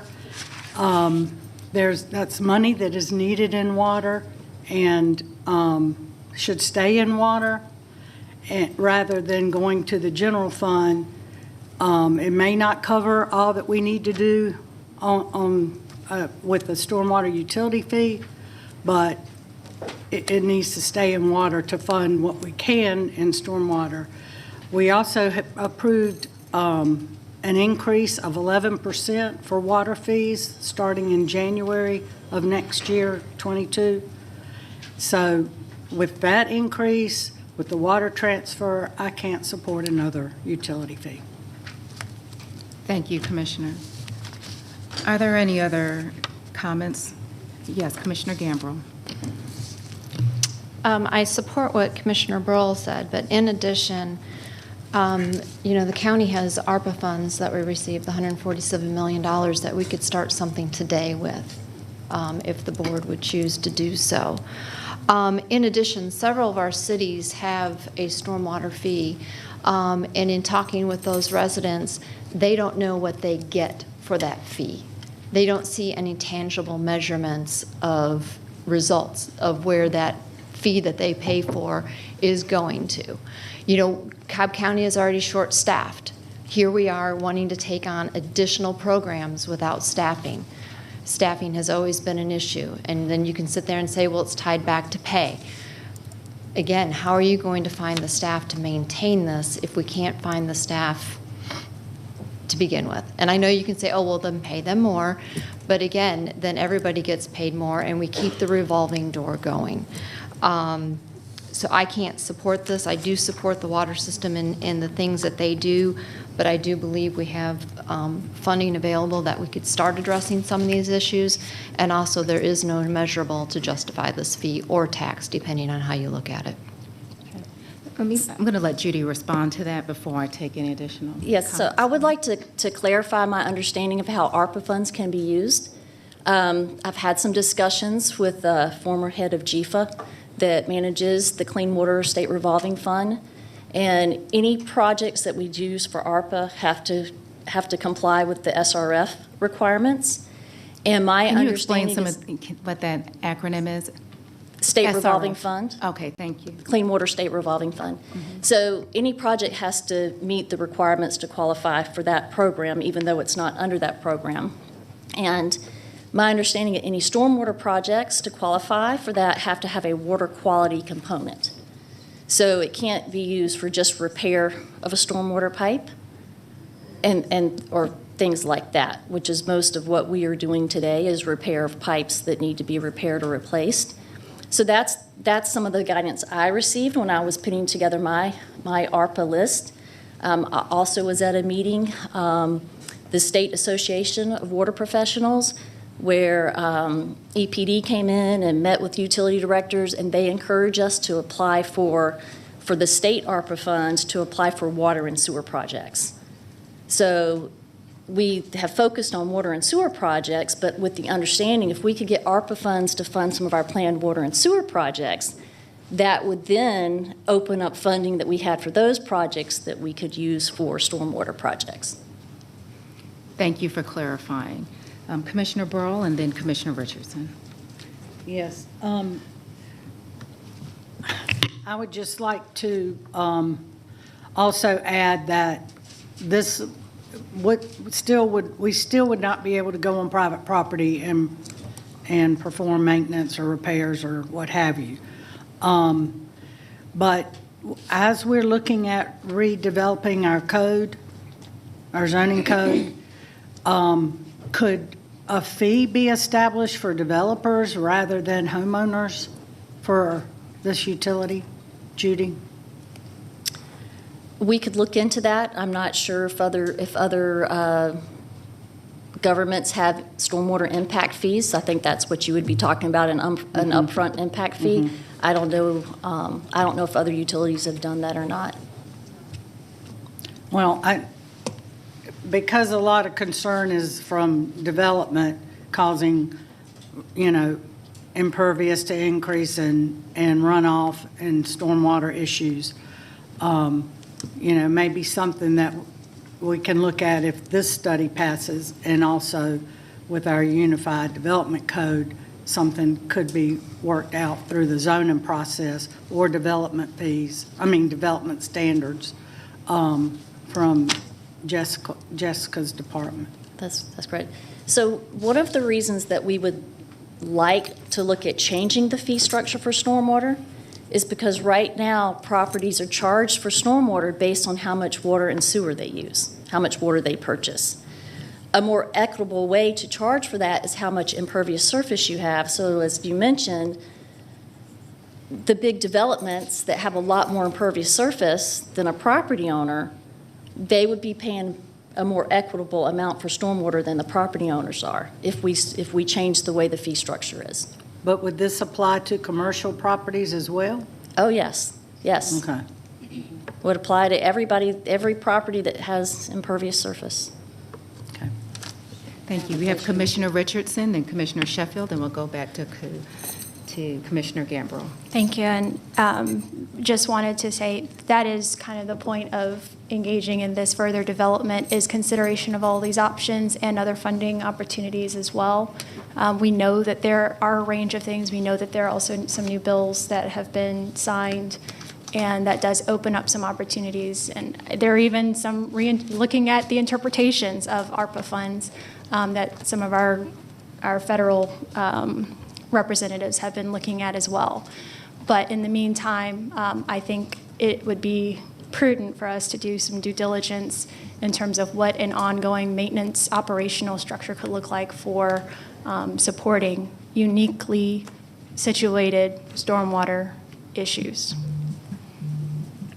Thank you, Commissioner. Commissioner Sheffield. Yeah, thank you, Judy. You mentioned that, excuse me, you mentioned that other cities have the stormwater fee. And while I know we can't pinpoint an exact amount, what would you propose to be the fee for the average homeowner? I know that commercial businesses will also be impacted, but for the average homeowner, what would be the average So if amount? we changed nothing with our program, we kept the program and the funding we have today, looking at the fee structure we have today, the average homeowner that uses 5,000 gallons of water a month will pay $1.99 for stormwater in January when our new rates go into effect. We have very, very preliminary numbers on what the fee would be. And right now, I would say we are right around that $1.99 or less if we kept the services that we pay today. So would the average homeowner, if we again just did what we did today, it would probably be slightly less than that $1.99, but we haven't finished the analysis. And will there be a separate account for the stormwater fees? If we separated it out on the bill and charged on impervious service, yes, we would work with finance to create a separate account to put that revenue in. Okay, thank you. Thank you, Commissioner. Commissioner Gambrill. Okay, as far as the developer fee, and this is actually something that happened in my district.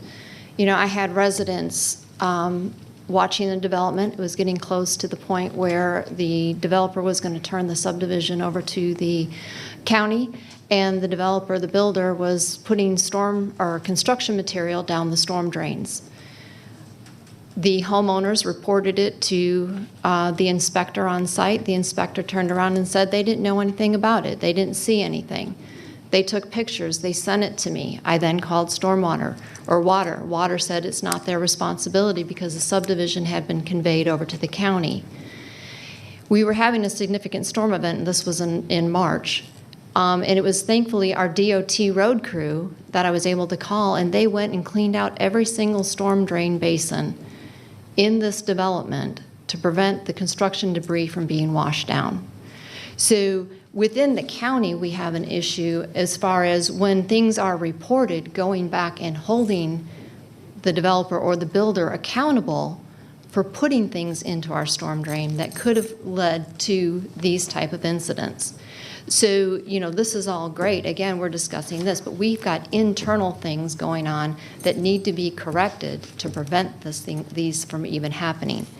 And as far as an impervious surface fee, our code currently specifies what percentage of impervious surface. And then the Board of Commissioners, when we do zoning, sometimes we approve additional impervious surface that exceeds. When a homeowner comes in to put in a pool, they are also required to put in mitigation for stormwater if they go above the 35% impervious, if it's a residential home. So they already have to go above and beyond to mitigate stormwater. How are you then going to put a fee on homeowners that are within the code for impervious surface or have gone and put in mitigation factors? This also goes to our commercial entities that usually have to detain water at 110% of what the site would have generated. So again, I see this kind of being a slippery slope going forward. Commissioner, sorry, go ahead and respond, Judy. So stormwater utilities usually give credits if there's mitigation on the property. So we set a fee, but then they can apply for a discount to that fee based on certain mitigation factors. And that's one thing that we would have to put together as part of this proposal is what would our stormwater credit manual to explain what those credits are, what's the maximum credit that a property can get. And that would apply to commercial and residential. Thank you, Judy. Commissioner Richardson. You answered my question. Thank you. As was stated in the agenda item, this is an agenda item to support development of a proposal to study this. And considering all of the issues that have been shared here today, I think we see why this matter does need to be studied, because there are a lot of moving factors. But one thing we also know is that water is moving as well. There are people who are experiencing issues from stormwater today. And we've been kicking this can down the road of how we can better augment support for our stormwater system. As was stated in our agenda item, in 2005, there was a consultant that completed a feasibility study regarding a stormwater action plan. It is now 2021, and I believe there was not movement on that plan. So I would just ask commissioners that we not continue to kick this can down the road. I think we'll continue to see storm events that do have significant impact on our homeowners, but we can be armed with the tool that can help us be better responsive and even proactive in addressing those issues in support of this agenda item today. So with that, I ask for your support with Commissioner Richardson's motion. She had a motion, I believe it was seconded. If there's no further discussion, I'll go ahead and call the question. And the motion passes 3-2 with Commissioners Burrell and Gambrill in opposition. Thank you. Thank you.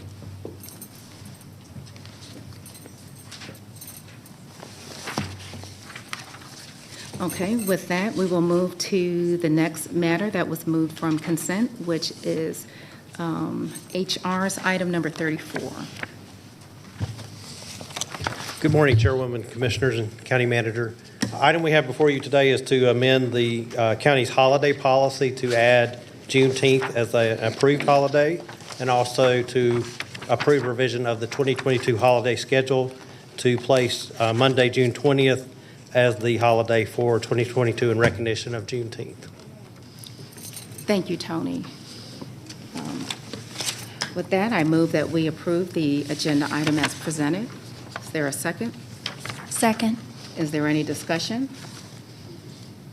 I'll call the question. I'm sorry, I did see Commissioner Gambrell and then Commissioner Burrow.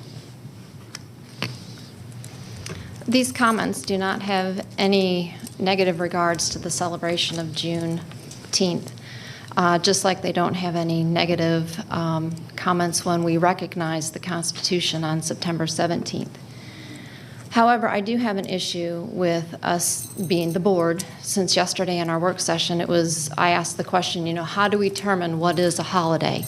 Do we let a special interest group determine what our holidays should be, or are there some guidelines? And essentially it came back that, well, it's a vote of the board.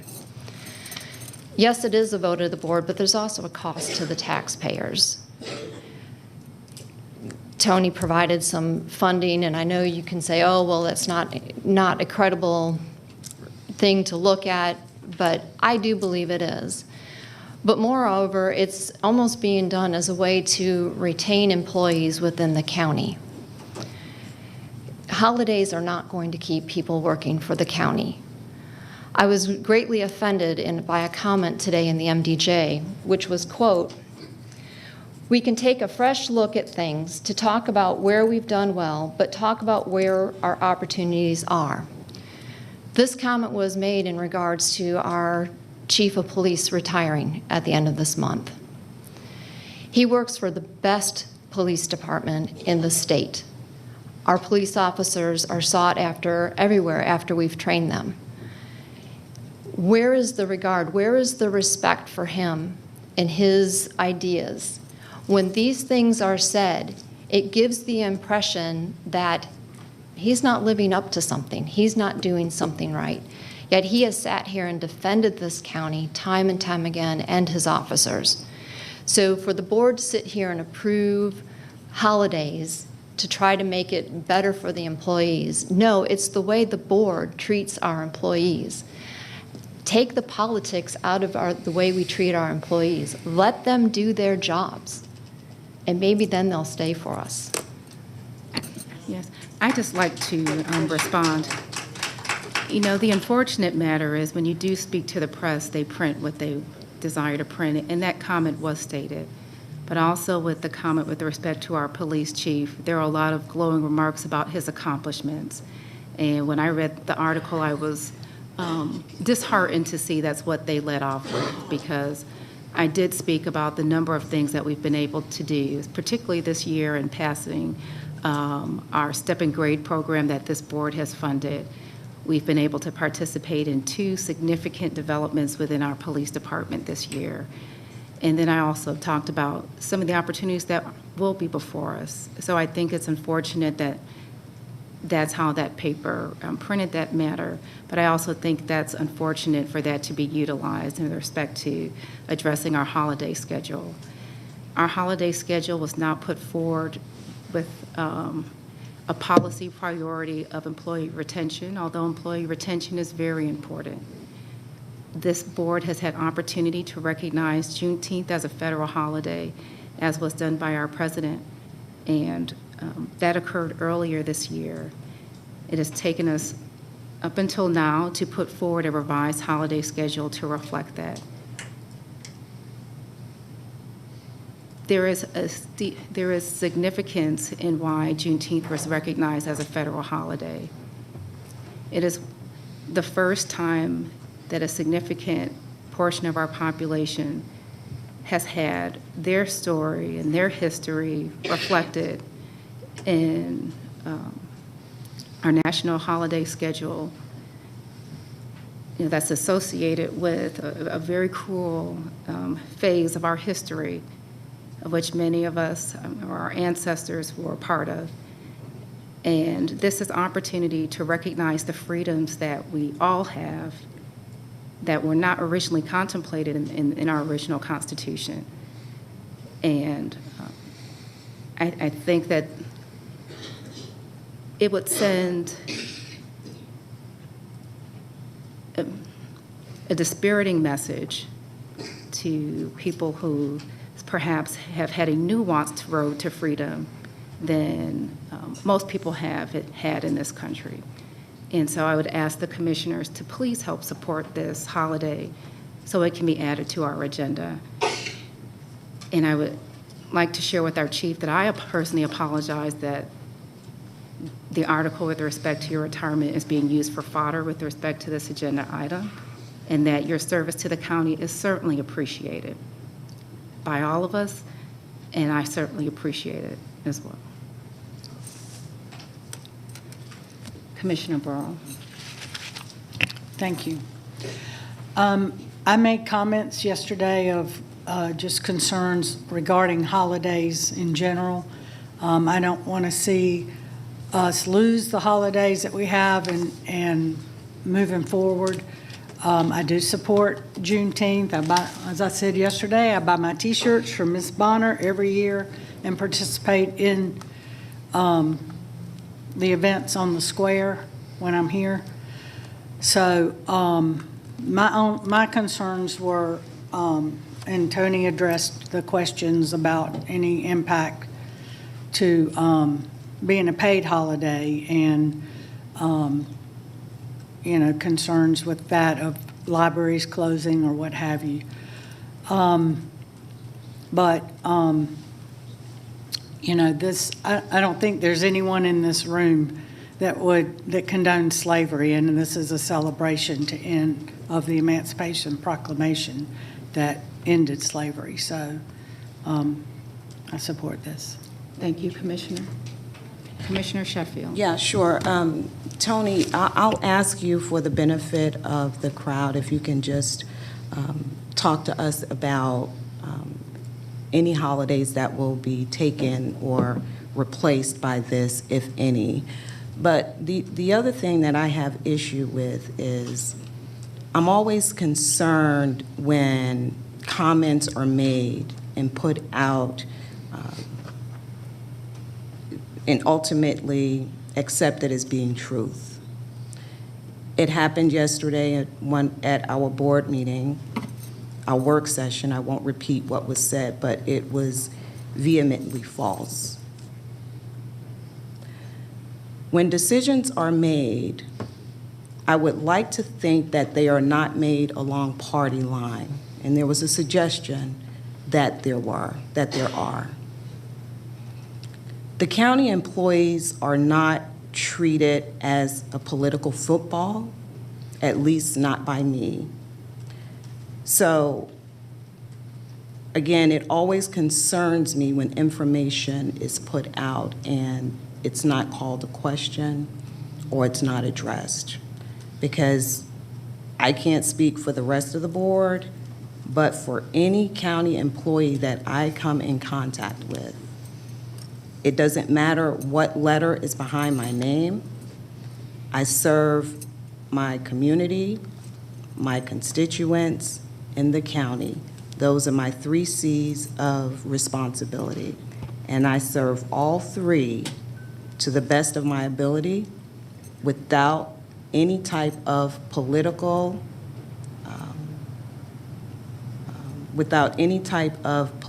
persuasion at all.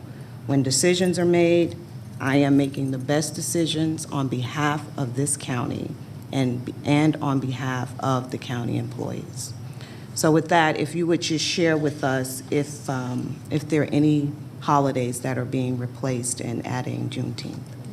The proposal before you is to revise the policy to add a holiday, and it's not replacing or taking away any of the existing.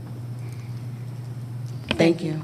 And my reference was for future, Commissioner, for in the future, that we don't replace any. We just added Veterans Day, which should have been a holiday for years, but we just approved that 2 years ago. So Yes. It's for future, not for this. Commissioner Gamble. And then also, just for the audience, this will make the 12th holiday for the county, correct? That's correct. And just for statistic purposes, since we've been doing pay and class studies and comparing ourselves to the private sector, according to the Bureau of Labor Statistics for professional and technical, the average work days or holidays, I'm sorry, is 7.6 in the private sector, 7.6 days. Thank you, Commissioner. I'm sure your point is well taken, and I appreciate you pointing that out. Are there any other questions or comments? With that, I'll call the question.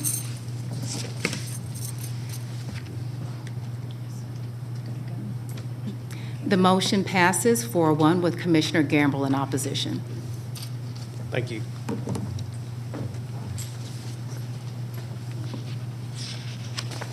Thank you. Just bear with me, Commissioners.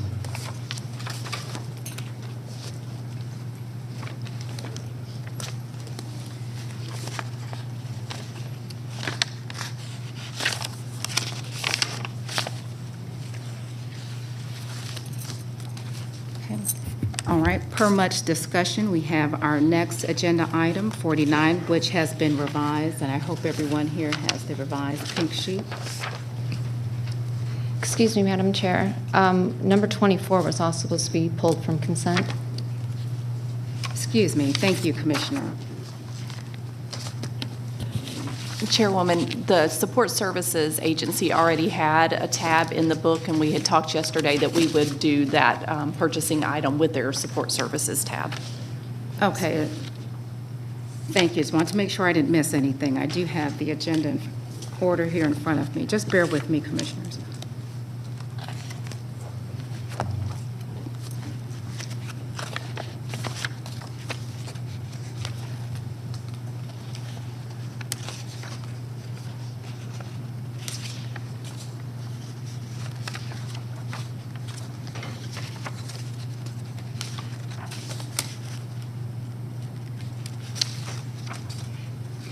All right, the next matter we have before us is the BOC Chair agenda item, and we'll go ahead and present that. The purpose of this agenda item is to present a reevaluation by the Cobb County Community Development Block Grant Program Office to reopen a case revolving the repairs made to the house located at 1610 Massachusetts Avenue, Marietta, Georgia.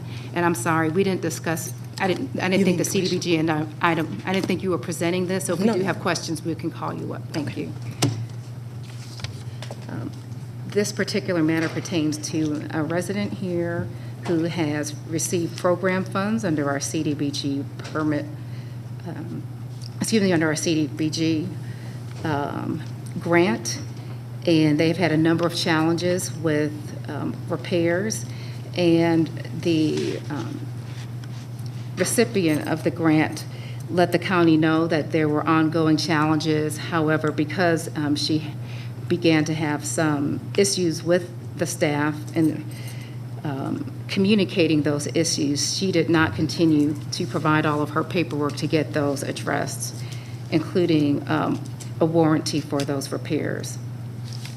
So this commissioner has come back to the county. She's a senior here to let us know that she has been living for multiple years without heat and air in her home, and she's just asking for us to be able to address these issues. And I'm asking your support, commissioners, and at least in just having our staff go out to the residents and take a look at the work that was performed. There was an original agenda item that asked that the residents be returned to pre-grant conditions. However, through the robust discussion yesterday, we stated that it would be best to just have the inspection done and for that to be addressed separately. So my request today is to have the board approve reevaluation of the Community Development Block Grant Program Office to reopen the case involving the repairs made to the home at 1610 Massachusetts Avenue, Marietta, Georgia, 3008. Is there a second? Second for discussion. Yes, Commissioner Burrow. I think this has been revised. There was a motion, I'm sorry. Was there a second? I second. Second, I'm sorry, go ahead. Mm-hmm. The conversation yesterday was we agreed to have CDBG inspections for the work that was authorized by the county to do. So it's not opened up to everything. It's just for the work that repairs that were made previously. And then depending on those findings, there wouldn't be any county funding. It would come out of CDBG, correct? If there's a decision. I don't want to speak to anything beyond us reopening this for an inspection, Okay. which is what this agenda item is. Okay, so will the report come back to us for authorization if there are? I can ask for the Anything? report to be brought back to commissioners. Okay. Because I know the results of the past inspection were also requested. Right. Okay, thank you. Thank you. Yes, Commissioner Gamble. Okay, I said this many times in work session yesterday, and I'm going to say it again. Cobb County did not do this work. This homeowner applied for a grant, which all homeowners are eligible to apply for the grant as long as they meet the terms that's within the bounds of the grant. The county did not do this work. The grant allowed the homeowner to go out and have work done. The grant paid for that work. That grant came with a 1-year warranty to which this homeowner refused to sign. We are now asking to reopen this and go back and relook at work that was done 4 years ago. However, this is in direct violation of the gratuities law.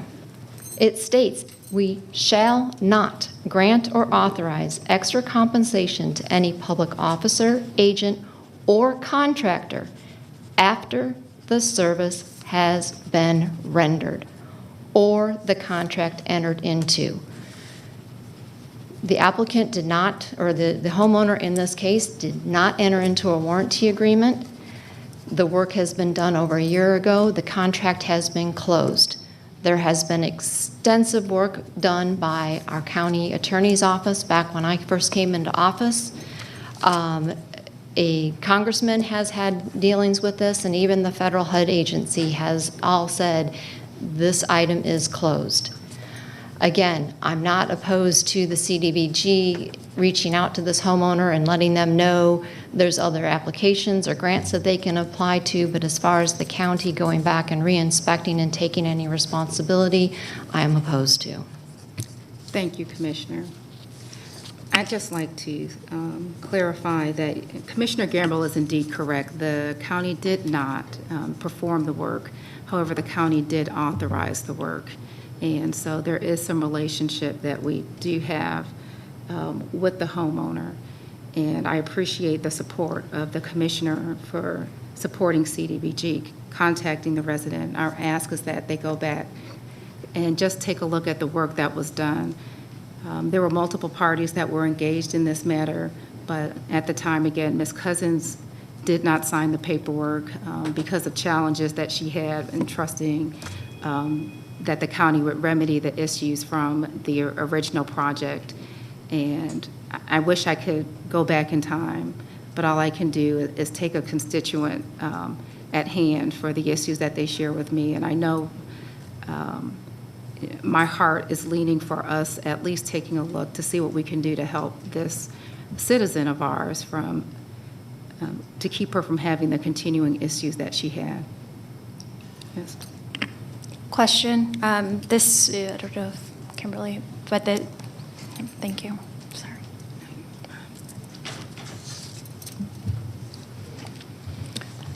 I just want to be clear, the scope of this is for us to request for Cobb County CDBG to take a look at the work that was delivered at that point in time? Yes. And considering it was 4 years ago, this has been ongoing during that period, though. This wasn't like 4 years ago it happened, and then 4 years later there's been question. This has been a constant.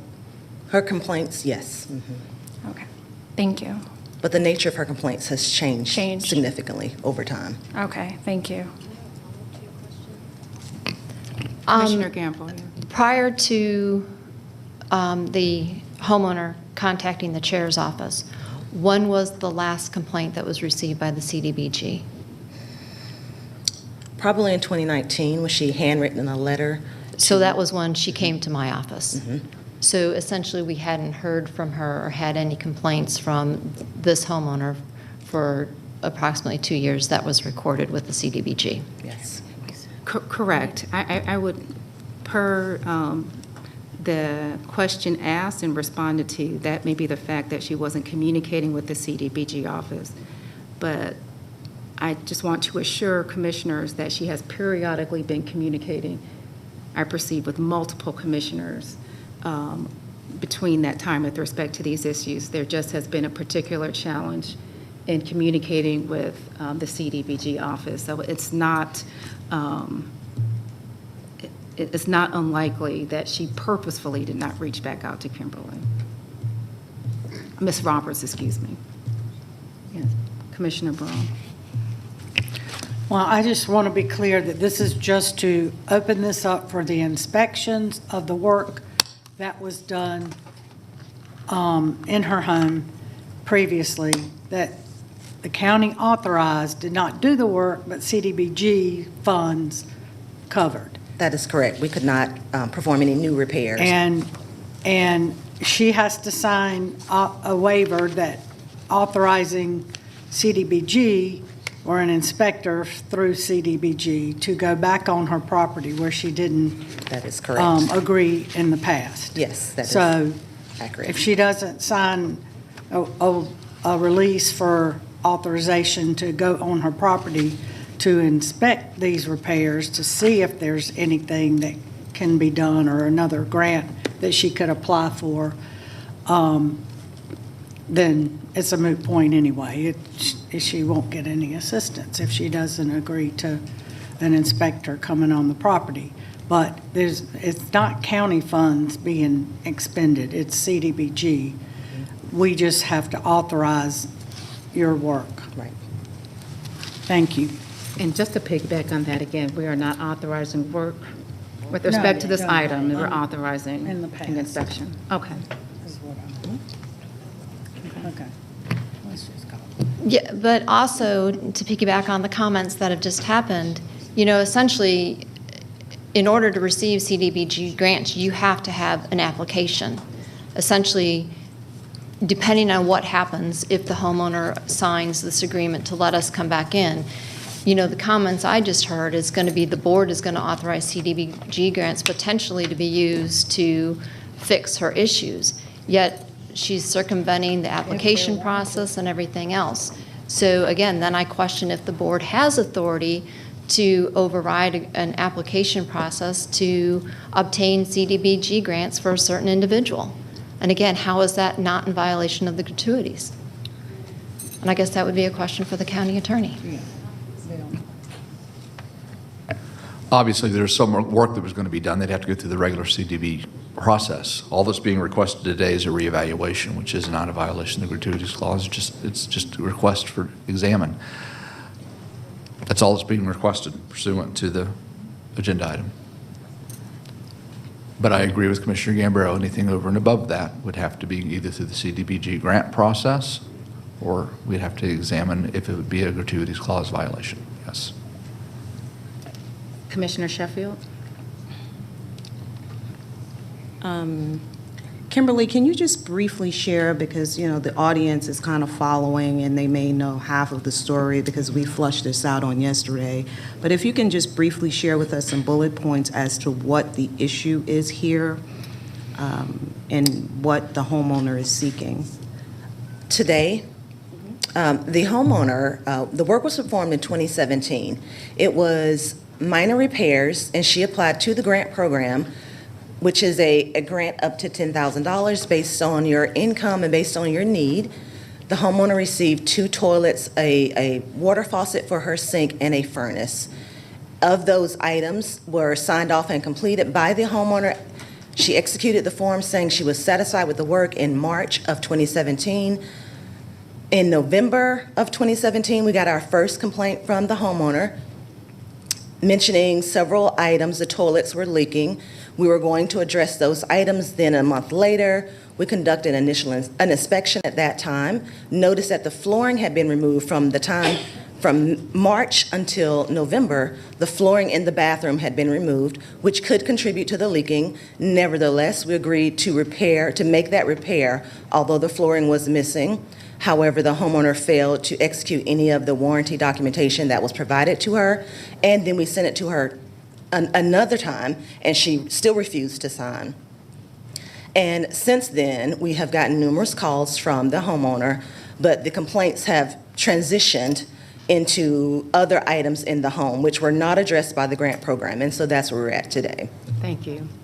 So, as of today, we do have a resident who was a part of this program who's continuing to have issues with some of the work. And again, because of her frustration in trying to get these addressed, she just would not comply with what was asked to, so that we could follow up. Again, that was prior to this board being in office. Because she's brought these complaints to me, I'm asking for our help to address these concerns, because I do not feel good about Cobb County being anyone's home and allowing issues to persist. It's going to be up to the resident to determine whether or not she wants the CDBG office to come back. And based on what's found, we'll have to determine from there how we move forward. All I'm asking is that we please take some time to redress these issues. So there's been a motion, there's been a second. I'm going to close out discussion and call the question. The motion passes 4-1. Thank you, commissioners.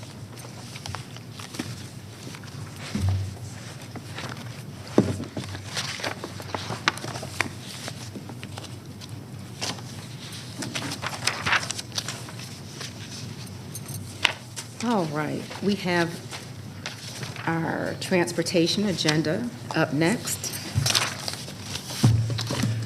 Good morning again. DOT has 12 items for the board's consideration this morning. Our first item is to recommend the Board of Commissioners approve the revised budget and current schedule for the 2016 Transportation Improvements Program, funded primarily by the 2016 Special Purpose Local Option Sales Tax, and authorizes corresponding budget transactions per the 2016 SPLOST Transportation Improvement Program budget and schedule attached to the agenda item. All right. And that's for all commissioners. So I'll move that we support this agenda item as presented. Second. Any discussion?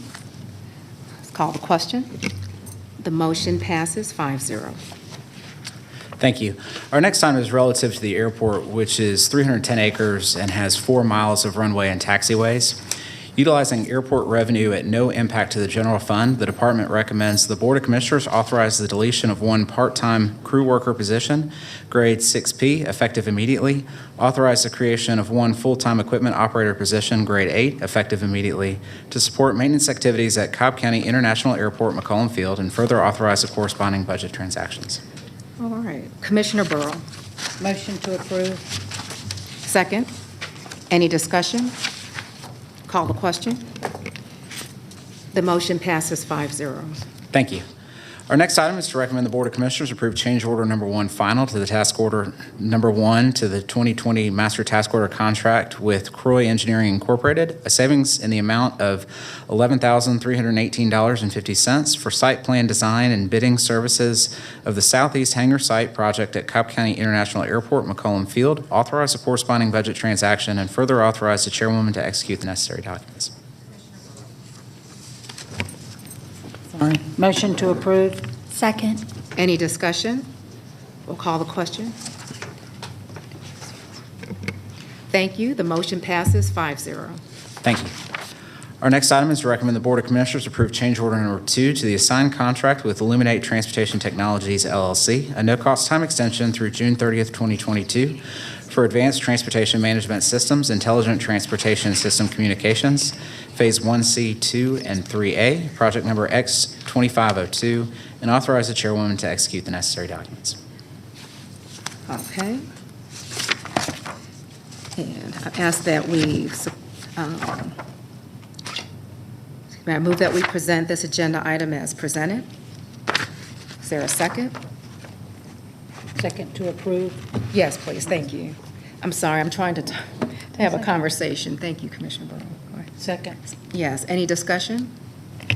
Okay. Thank you. The motion carries 5-0. Thank you.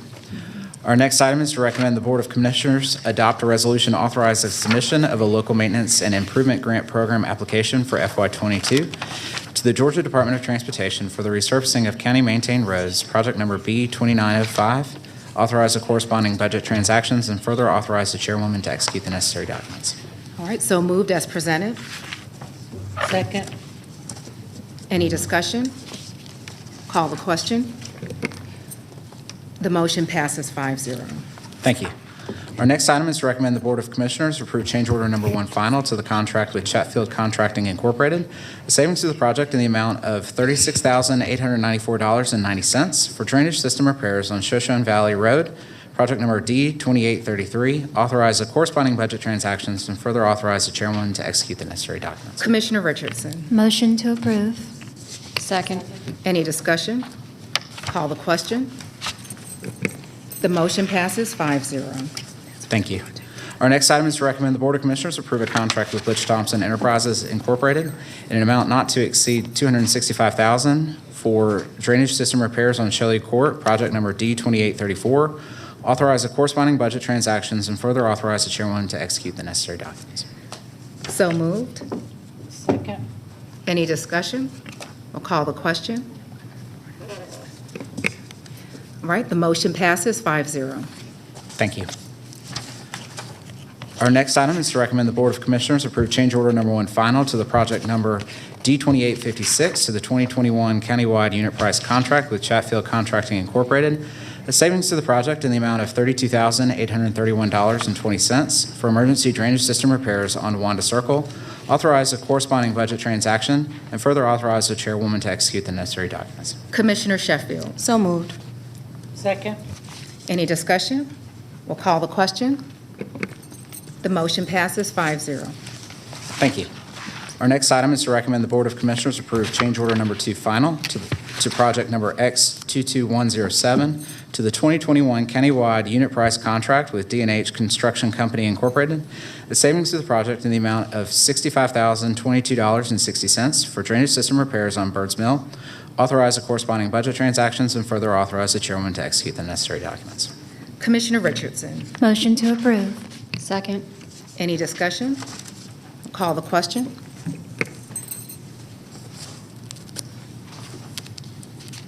All right, I'm sorry.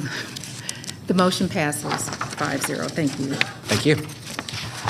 Our next item is to recommend the Board of Commissioners ratify previous action by the county manager authorizing emergency drainage repairs on Windchime Court in response to a sinkhole and voids. Approved project number D2872 to the 2021 countywide unit price contract with Advanced Sports Construction LLC, an amount not to exceed $135,880 for said repairs. Authorize the corresponding budget transactions and further authorize the chairwoman to execute the necessary documents. Commissioner Gamble. So moved. Second. Any discussion? We'll call the question. The motion passes 5-0. Thank you. Our next item is to recommend the Board of Commissioners ratify previous action by the county manager authorizing emergency structure demolition and removal for South Barrett Reliever Phase 3, Cobb County project number X2407. Authorize a contract with Tidwell Construction Company in an amount not to exceed $101,150 for required structural demolition and removal. Authorize a corresponding budget transaction and further authorize the chairwoman to execute the necessary documents. Commissioner Burrow. Motion to approve. Second. Any discussion? We'll call the question. All right, the motion passes 5-0. Thank you. On our final item, I did want to add a little bit of clarification. In 2018, the state legislature established the Atlanta Region Transit Link Authority, the ATL, to coordinate planning across the region, across the metro region. With that, the state also authorized the ATL to be the designated recipient for state and federal funds, specifically for transit funds that route through the ATL to Cobb County, as ATL is the direct recipient. ARPA, which was passed earlier this year, dedicated $10,937,755 to Cobb County based on a formula, a transit formula that they use for all of the operators throughout the country based on a national formula. This item sets aside $546,888 for planning and conceptual engineering of the I-285 Express Lane Transit Project. You'll notice in the agenda item there is no funding statement because these are not funds that the county has received to this point. As they are ARPA funds coming from the federal government, they route through the ATL. The ATL would reserve that funding for this project, as well as funding from other regional partners, including MARTA, Gwinnett County, and in doing so in coordination with GDOT and ARC. So with that, the department recommends the Board of Commissioners approve a memorandum of understanding with the Atlanta Region Transit Link Authority, the Metropolitan Atlanta Rapid Transit Authority, Gwinnett County, the Georgia Department of Transportation, and the Atlanta Regional Commission for a planning and conceptual engineering study for potential transit fixed guideway and bus rapid transit stations within the I-285 top-end express lanes between Indian Creek MARTA Rail Station and H.E. Holmes MARTA Rail Station, and further authorize the chairwoman to execute the necessary documents. So moved as presented. Second. Just want to underscore again, as I shared yesterday, this is a significant opportunity for our region. As Drew stated, for years now, we've had partners across the region come together to see what they can do to address their interest in transit. And today you see a partnership that can unfold between not only our county and the ATL, but also with Gwinnett County and the Georgia Department of Transportation, which saw the opportunity and allowed the expansion of this scope. Also MARTA and the ATL and the ARC, excuse me. So I'm just so grateful to see this on our agenda, and I humbly ask for your support again for this matter. So we've had a motion, a second. Any further discussion? Drew, can you just please clarify, because we had a public speaker make comment this morning. With doing this MOU, does it obligate the county, since we haven't done the vote on the MSPLOST to know if we're going to have funding, but does this obligate the county in any way to provide funding for this project outside of the ARPA funds? Outside of the ARPA funds, it does not obligate the county to any future funding. Any future funding would have to come back through a future agenda item. And I'm assuming a vote, since this is tied to the ATL, which is our MSPLOST? So the ATL, just to clarify the ATL, because it has a number of different functions for transit planning and funding throughout the region. One is the designated recipient, that's the function that they're serving here, as well as overall regional planning. Additionally, they serve to facilitate any 930 referendums that come before the voters of Cobb County. And so they have to approve the transit list. The transit projects, as part of a 930 referendum, all have to be listed on the Atlanta Regional Transit Plan. So that's a function that the ATL holds, but it is outside, the 930 function is outside of the planning and the designated recipient that they're doing as part of this. Any funding that would be dedicated to this project would have to come back before the board for future consideration. And one follow-up question. Of course. So is this project on the MSPLOST that we've been out there showing the constituents in the town halls? So it's been considered as some of the scenarios that this project for construction. This is for conceptual design and planning of that project using ARPA funds. Commissioner Richardson? And just to be clear, these are not the ARPA funds that are directly allocated to the county where we have jurisdiction. These are ARPA funds designated to that regional authority where we have a portion attributed to us, but we have authorization powers, not necessarily distribution powers. That's correct. ARPA set up funds specifically for transit operators throughout the country. Those funds for the Atlanta region came through ATL, which then suballocates it to the various operators in the region. And so the 10 million plus number that I mentioned earlier has been dedicated to the county for transit purposes. This is a portion of that use. The remainder of that use came in a previous agenda item related to last mile connectivity and transit signal priority for our transit system. Thank you. Yes, and just to piggyback off that again, Note, there's no funding associated with this agenda item. This is just for the MOU. Okay. Okay, any further discussion? We'll call the question. The motion passes 5-0. Thank you, Commissioners. Thank you. Thank you, Drew.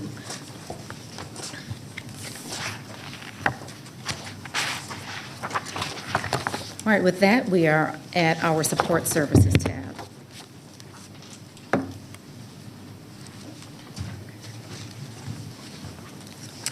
Kimberly Limley, IS Director.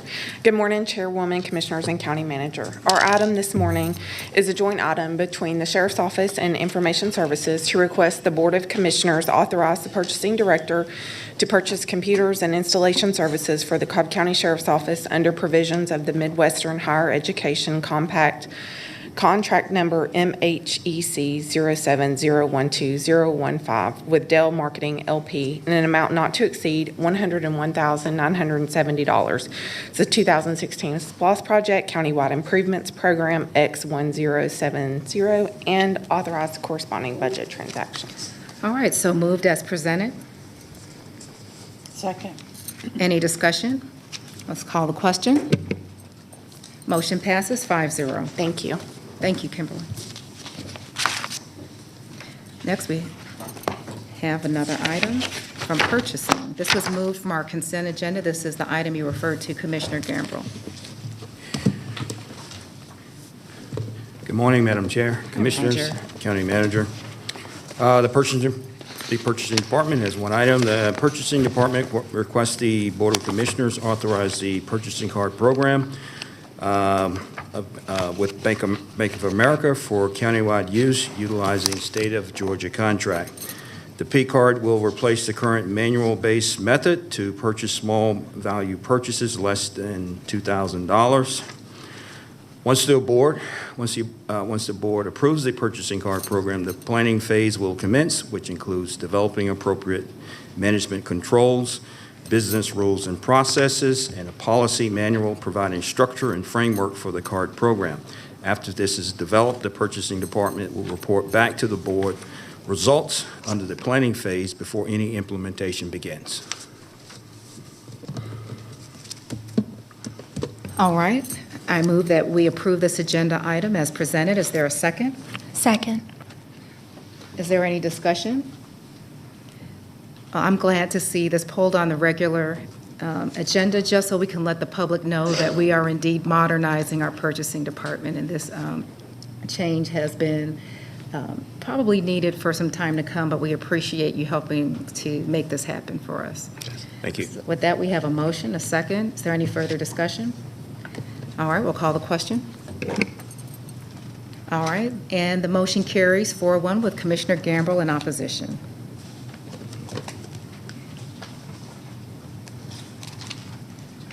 All right, we are next at our Public Safety tab.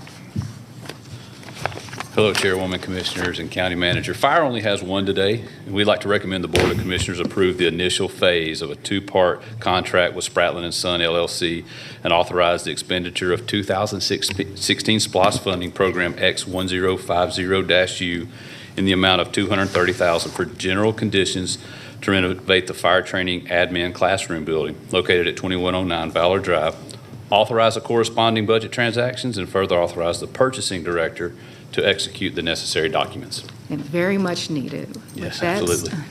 We So appreciate moved it. as presented. Is there a second? Second. Any further discussion?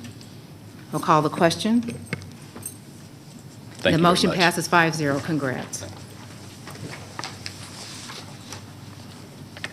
All right. And Finance has two items. Morning, Chairwoman, Commissioners, County Manager. Finance has two items today. Our first item is our CARES grant closeout. So with that, we're asking the Board of Commissioners to approve a reallocation and transfer of all remaining funding available within the CARES Fund for the reimbursement of eligible personnel expenditures within the other county funds for FY22. Police allocation will be $564,387.55. Sheriff's allocation will be $459,343.81. Fire allocation will be $678,333.31, and 911's allocation will be $78,337.70. Authorize the corresponding budget transactions and further authorize the chairwoman to execute the necessary documents. So moved as presented. Second. Any discussion? We'll call the question. The motion passes 5-0. All right, thank you. For our second item, this is to follow up the World Series and World Series related events. We're asking the Board of Commissioners to authorize the allocation of previously approved funding and authorize an additional fund balance appropriation for expenses in excess of the previously estimated cost of providing the safety, security, and other unbudgeted expenses associated with the 2021 Major League Baseball World Series and other events related throughout Cobb County, authorize the corresponding budget transactions, and further authorize the chairwoman to execute the necessary documents. So moved as presented. Second. Any discussion? Yes, Commissioner Burrow. Just want to point out that yesterday, it was asked about the revenue coming in from the World Series and playoff games. And I know you said the Chamber and Cobb Travel and Tourism are working on a breakdown of all that, and it should be expected first quarter next year? That's correct. Okay, thank you. Thank you. Are there any additional questions or comments? Call the question. Motion passes 5-0. Thank you. We are now at our second public comment. Yes, Chairwoman, the first speaker in the second portion of the public comment this morning is Monica Delancey. Thank you.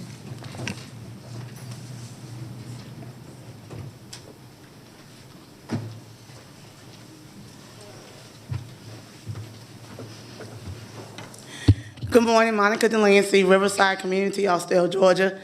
And first I want to just... Excuse me, can I have you wait until the conversation up here ends? It's very difficult to hear. Yes, and thank you, Commissioner Gamble. You can let me know as the chair. I would make that comment. Thank you. And hold on, Monica, please. Thank you. That was out of order. Point of order. Excuse me. If there's a discussion and we're in a public hearing, shouldn't it be open Excuse to me, all the public to Commissioner, hear? Excuse me, Commissioner. As you know, from the beginning of the year, all comments will be directed to the chair. Thank you. Monica, we have a commissioner who's leaving the meeting. Can you just hold on? Thank you. I apologize, Monica.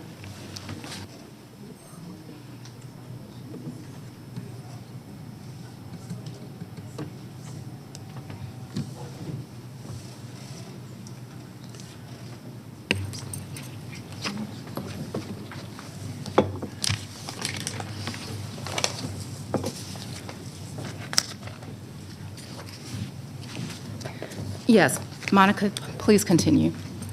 Okay, thank you very much. Monica Delancey, Riverside Community, Austell, Georgia. First, I want to address the fact that if we know that funds are not being distributed still because of excessive people applying for rental assistance funds, why does there have to be a need to continue with evictions, especially around the holidays?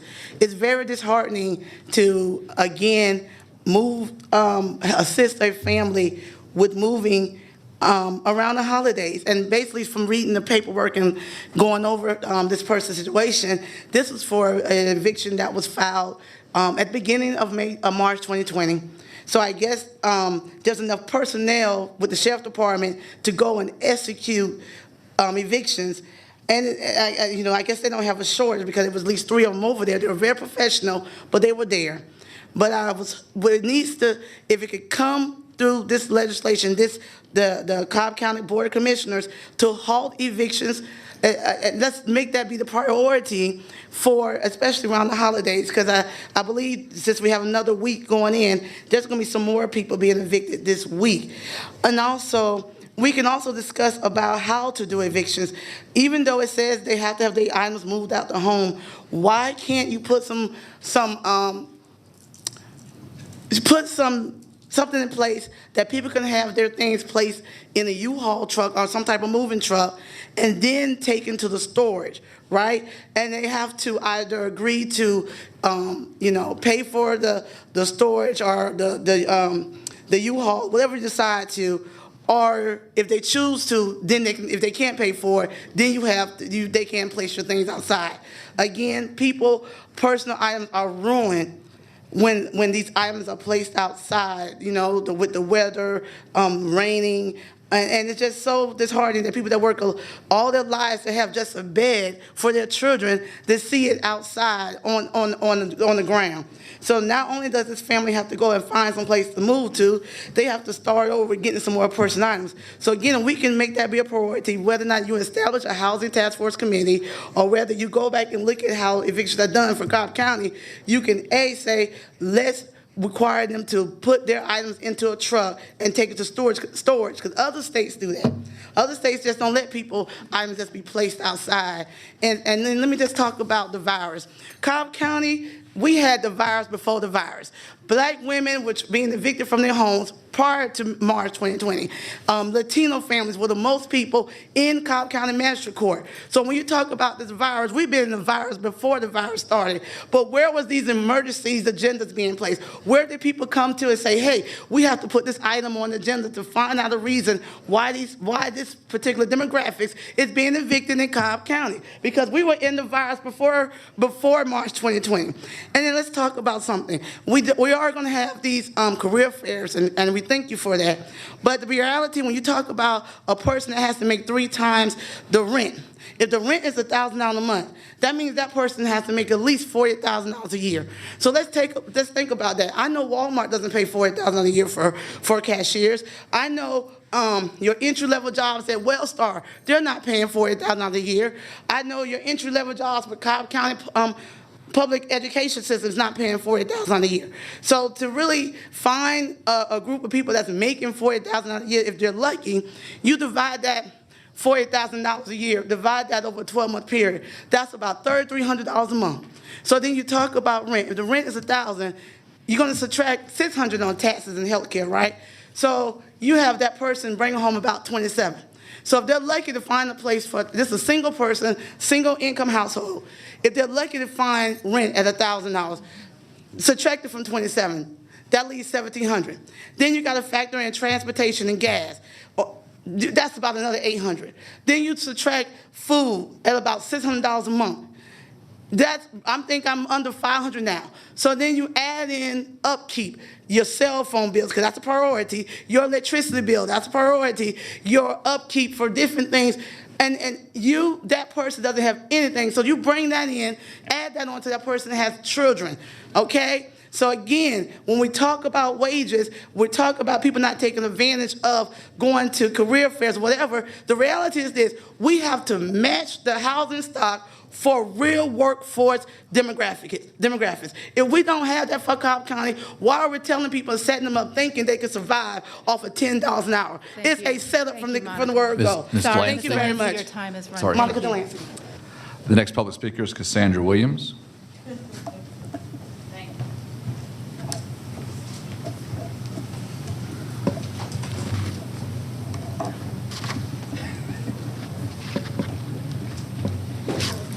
Greetings all. My name is Cassandra Williams. I'm with the Riverside community. I just want to say I don't bother management unless my complaints are absolutely unbearable. And for months let me just take this off. For months I have complained about mishaps that interrupts my home being absolutely habitable. Yet management constantly changes and hides from its violations and deficiencies, and we don't know how to find them, where to serve them, or anything. So let's just back up a minute. Upon moving in my unit, it was freshly painted and it was free of bugs, and there was no smell of mold. But within 2 to 3 weeks of me living there, all of the glamour was gone. It disappeared, and the contaminants surfaced. The water had like a sticky film. and there was residue after washing your hands. There was an infestation of roaches, well, not was, is, an infestation of roaches, gnats, rats, and unknown wildlife. And my management, they don't fix anything in a timely manner. And if they decide to fix it, it's patchwork. So with this saying, I don't know, I'm just bringing awareness to what Riverside community is. They make living at Riverside hard. It's just crazy, and for low-income people, it's something that we have to look forward to. And when the young lady was on stage earlier, and she said that they threw her out of this, we don't really want to live there like that, but we would like for the repairs to be done. And I'm just bringing awareness and trying to get some resolution for what I'm calling home. Thank you. I recognize this is a District 4 matter because you state as the Riverside community, but our Community Development Department can help address issues within the unit if they're impacting habitability. So, yes, it would be our Director, Jessica Gwynn, if you don't mind connecting with this resident before she leaves, please. Which one is Jessica? She's raising her hand. She'll find you. Yeah. Okay. Thank you for coming. Thank you. The next public speaker is Christine Rosman.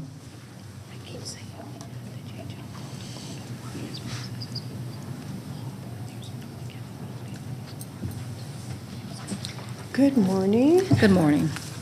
Chairwoman Cupid and commissioners. Christine Rosman. There's so many things going on right now, and then listening to everybody, and it's almost like there are 40 dumpster fires going on in Cobb County all at once, and they're full of cash.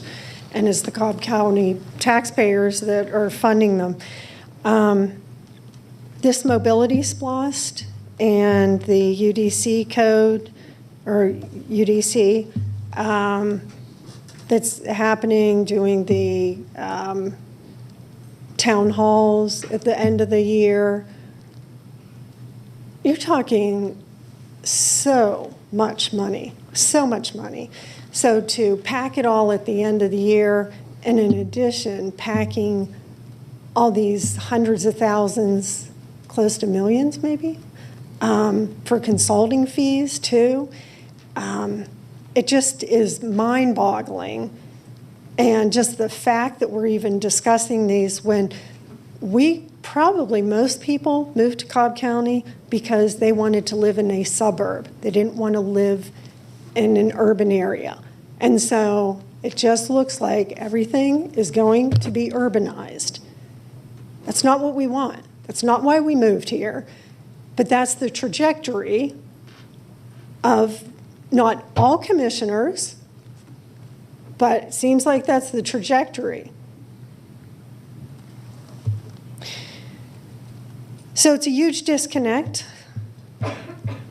with your constituents that are paying for all this. And in addition, we're also going through like the most aggressive inflation this country's ever experienced. So when you pack that in with all these other expenses that you want to do, you're not being very good stewards of our money, and you're not really looking at, all these women are saying how bad it is. Now, wait until it's really bad between inflation and then adding 2 more cents to a splost. It's going to impact them more than it's going to impact the middle class. And it's also... Excuse me, Ms. Rosman. Yes, Excuse me again, ma'am. if we can stop ad-libbing from the audience, please. Thank you. And it's also going to affect the elderly. They're on fixed incomes. So please think twice about all these expenses, because when you start building, if you talk to anybody right now, building costs for anything are like double of what they were a year ago. So it just doesn't make sense. Also, this whole thing with the stormwater runoff. I don't understand why we don't, why that is not looked at as a huge dumpster fire, because it is one. And if we're not looking from an engineering standpoint, and I am a lay person, I'm not an engineer, married to one, but I'm not an engineer, but I can figure out with impervious surface and all the building that's going on, and all the impervious surface, that other communities, older communities, they're getting all this runoff. And that if it is not addressed now, why in the heck would you start doing more and more agreements to zone differently and allow more impervious surface? Perhaps our engineers, we should find some that are more adept at that instead of paying to have consultants come in and figure that out for us. Generally, in the real world, in small business, corporate America, if you don't have the skill sets, you train those people for the skill sets. That's one of the huge issues that our county has right now is the flooding. If that's not being addressed, that's negligence. And frankly, I'd just like to say too that this fear-mongering that Dr. Memark does, and because she never addresses VAERS, Vaccine Adverse Events Reporting System, that is run by the CDC, that gives the real data, and openvaers.com that gives the real data, gives the real data also that ivermectin works, that HCQ works, and it's not really a vaccine. Thank you. The next public speaker is Cynthia Johnson.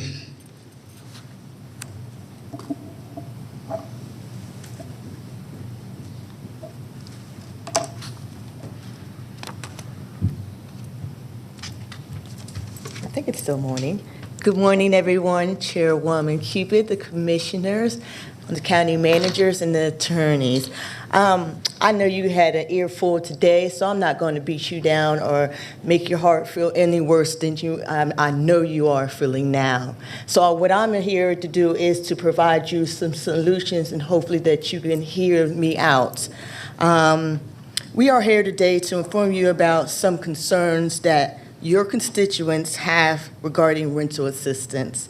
I know you guys did great by putting the money out, but I just want to reiterate some things that may help you help the homeowners, the tenants, and the landlords as well. We believe that the rental assistance applications, as you know, are being put out untimely. We will appreciate if you could look into maybe hiring some unemployed, able-bodied people in our community to assist the rental assistance staff. That will cut down on the excessive funds that we are paying, late fees that we are paying. A young lady that I was helping, well, she's an elderly lady that I was helping. One of the Star C paid over $18,000 just to her alone. A lot of the money was spent on late fees. So if we can take those money and provide other families, keep them housed, or keep the families that you are providing these funds housed a little bit longer and giving them time to find employment.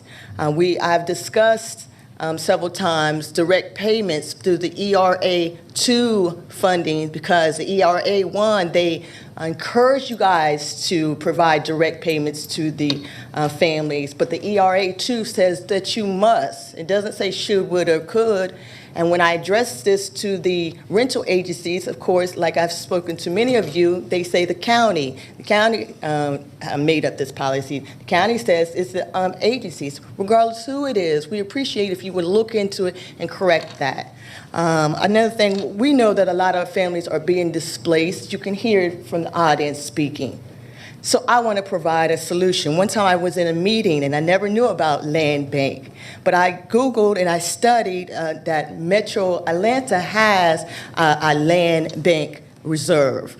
I did a lot of research on this, and it provides a lot to our community. The solution to the crisis would create a Cobb County Land Bank. We have over thousands of delinquent properties that I use my print to print this morning just to show you that we could take some of these properties that are not adhering to the taxes and use them, renovate them, bring them up to speed, and work with like developers, nonprofit agencies, and different people like that. I will provide you with the resources of the study that I attained this morning. But that would be a great idea to take some of these houses that they're not using or tax delinquents and bring them up to renovate them, and so that these families can have somewhere to go. We know many people are getting evicted right now with Section 8 vouchers. We have 82% of our people from Cobb County that are being served by Marietta Housing Authority, and I believe 12 to 18% of Marietta housing participants. So it is crucial for our board to say, what can we do to prevent these families from losing one more voucher? If you look at the study that I provided you, I did an open records request. It clearly says our families are losing their vouchers every month. One is enough, let alone the data that I showed you guys. They are only advertising the program by HUD standard once a year. It's $3,000-something they used in the last 3 years to run an ad in Marietta Journal. We need to do more than that. We need to be out in the fields, on the ground. If you need to have somebody, I do it every day. I don't get paid for it, and that's okay, because I'm here to make sure you don't fall, because when you fall, we fall. And I refuse to allow that. I refuse to allow people in our community to keep getting donations and not providing to the families because they're depending on, they keep saying, the county has federal funds, they receive millions of dollars. So then they're using. Oh, my Lord, I'm sorry. Whoever is here, I've asked probably, this is the third time, and it's probably 2 times too many. Please stop communicating from the audience. Even if it's an ad-lib, please don't continue to do that.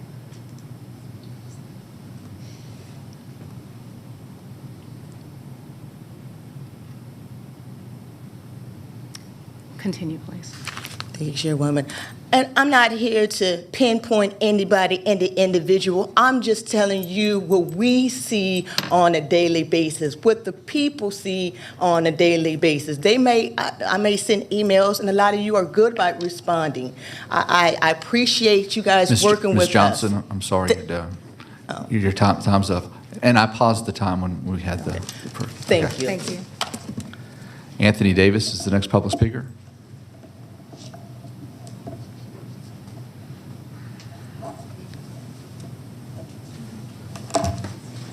Good afternoon, Commission Board. I'm here today to speak on the evictions of everyone here in the public. If you could just repeat your name for us, sir, again. I'm sorry? Can you repeat your name for us? Anthony Davis. Thank you, Anthony. Yeah. I'm going to tell a little bit about myself real quick. I know I only have 5 minutes. I moved here from Connecticut to Atlanta, bought a home, lost a home, ended up in a shelter for 2 years.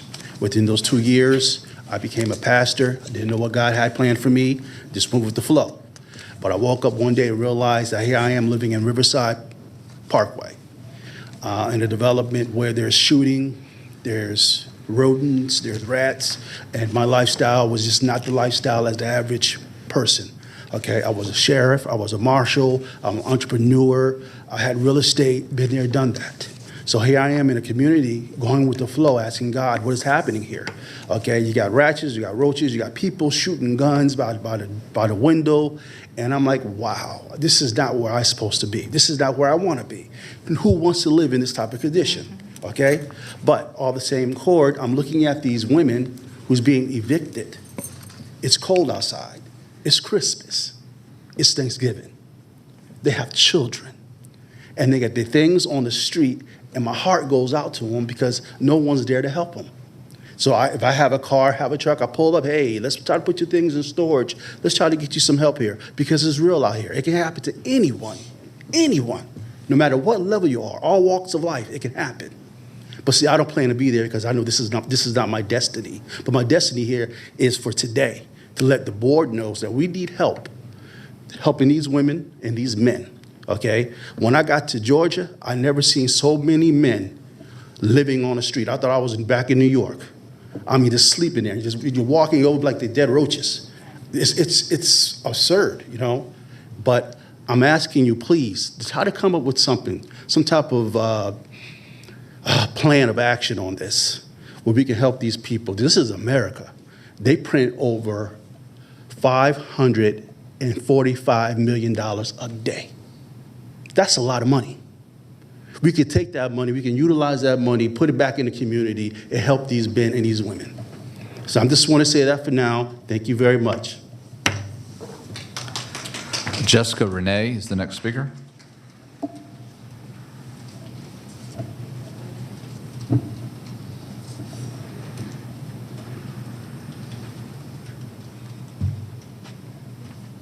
Great day.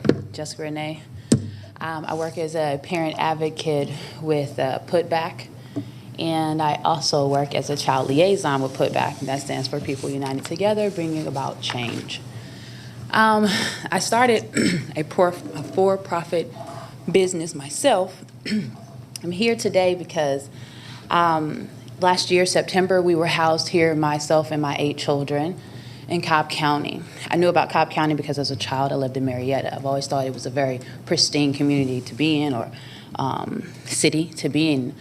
I'm currently in Deer Valley, and my property owner, Darren Tarleton, has filed eviction papers on me as of November the 15th or November the 16th. My birthday was November the 15th.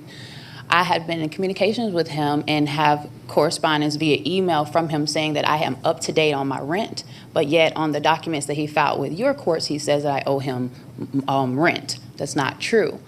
I have had to come to Cobb County. Cobb County has been called to my house several times because my neighbors that are Anglo-Saxon, you all will say white, I don't say that, Caucasian people, have chosen to tell my children that they are the N-word, to call them monkeys, to call them MFers, and say to the police the reason why they're brandishing guns at my 14, my 12-year-old, and my 19-year-old is because they were outside watching his wife mow the lawn. Your police officers, the ones that you all are up here commending and all that good stuff, high-fiving and hugging each other, I get you all live in a different world, but we're out here in the community that you all say that you serve, and we're not being served because the lieutenant told me, ma'am, you know, we know that he's harassing you. We know that your neighbors are harassing you, but we have to come out every time that they come, but we're recording your police at our location that I pay $1,750 a month for, where I pay electric, gas, trash, and water for, where I still have 8 children that I provide for. Like the people say, you have to make 3 times the rent. Now I've been looking for another place because my lease ended September. And my property owner informed me 5 weeks before my lease ended that he wanted to sell the property. I said, well, you know, it took me over 5.5 months to find this place. So 5 weeks is not long enough to find a place, but hey, I'll do my due diligence. He said, let me know. I communicated with him and said, hey, I still haven't found anything. I was under the impression that I was moving out December the 8th no matter what, because he had given me proper notice and written saying November the 8th that he wanted to give me a 30-day notice. Now I'm served on the 30th of last month with an eviction notice. I'm just now finding out here that I now have on my record an eviction just for them filing. I didn't even realize that. So I'm now the person who is on complete disability because I have breast cancer that I've survived. I have cirrhosis of the liver, let them tell it, that I'm fighting with right now. I am in and out of the hospital for migraines because I'm dealing with people who are verbally assaulting me, who are going to your courts, telling your courts, even though I have video proof of them saying that they cursed and threatened my family, your police gave them my personal information where I had to change my business number. That's my business that I've had for over 4 years, the same number, where I had to change it because these Anglo-Saxons are sharing my personal information and calling your police at any given moment when I'm outside my house, crying on my knees, screaming, can y'all do something about the Anglo-Saxons? Why is it that I can't live in a place that I pay too much money for? Because the first week that I was in my home, we had no plumbing. Problems with plumbing. 3 bathrooms, we only had 1 toilet working. 8 children. From the first month of me living in this home, actually, for the first 3 to 4 months, we had no stove. We moved in September. I didn't get a stove till January, but I still paid my rent. We had plumbing issues where water is falling down from the ceiling in this home that we pay $17.50 for in Deer Valley subdivision, where the Caucasians are able to brandish their pistols at children and tell your police, I don't want them watching my wife mow the lawn. That's a 2-year-old and a 14-year-old. I've had to send my 19 and 17-year-old to their biological father's house because I have 2 different fathers to my 8 children because they're not safe. My older 2 children look like black people, y'all call them. They're brown males. We're native, we're indigenous, but we have to fight with you all with what you call us. So now I got to go to court on the 28th of this month to fight with where I'm going to be living at because a person wants to sell his house because everything is up. Everything is in excess. For me to get a 3-bedroom apartment is $19.40. A 3-bedroom apartment is $2,300. I have to make 3 times that. That's crazy. Who's paying people that amount of money? And now I'm about to be out in my expedition, sleeping in it again with my children, even though I paid my rent. Even though I am saying I was going to leave, now I'm mentally all jacked up sleeping in my bed. And today I had to get up at 5 a.m. to look like this, just so I wouldn't be disheveled. So y'all wouldn't look at me as an angry, crazy black lady that just don't want to pay her rent. Ms. Renee, your 5 minutes is up. Thank you. I'll let you know, and again, I don't know if this is necessarily relevant to you, but it may be relevant to a number of people who are watching our Board of Commissioners meetings. Issues of habitability can be addressed through our building inspection office and community development. However, they need to be invited into your place, into your unit. And so I would just ask that you can reach out to community development directly. You can reach out to your commissioner. Let them know your name, your address, the unit, and the issues, and we can follow up with community development, or you can reach out to that office separately. With all the issues going on, there are some resources. Also, I don't know if there's still outstanding issues, but our police chief is here. I can't see the lady who was here, if she's still here. But our police chief is here if you would like to address that to him directly. He's seated at the back of the room and just would let you know that you can do that. And he just raised his hand. Thank you. Thank you. All right, that concludes our public comment, I believe. Bill, do we have anyone else? Thank you. Okay, that takes us to our appointment tab.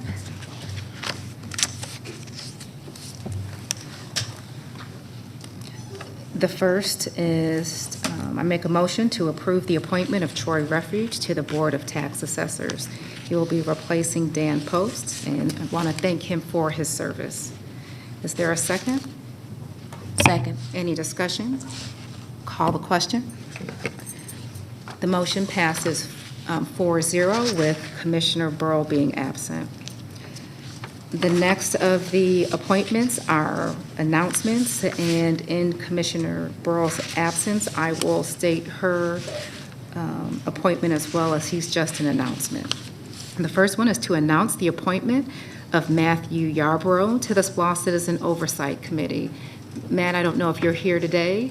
Oh, you are here today. Why don't you just come up so we can just see who's going to be helping to oversee our funding for this significant program. You took time to be here. We might as well just call you out and see you. Thank you, Matt. Appreciate you being here and being willing to serve. Thank you. You're welcome. Thank you. All right. The next announcement is to announce the appointment of Essence Johnson to the SPLOST Citizens Oversight Committee. And some of us may know Rabbi Larry Cernovitz. Commissioner Burrow wanted me to announce that he will be serving on the Neighborhood Safety Commission to replace Mary Rainwater. We want to thank her for her service. And also at the 2 SPLOST positions, I want to thank Sally Riddle and Barkley Russell for their service. That concludes our Board of Commissioner announcements. Thank you, appointments. Now moving into announcements. We will begin with District 1 Commissioner Gambrell.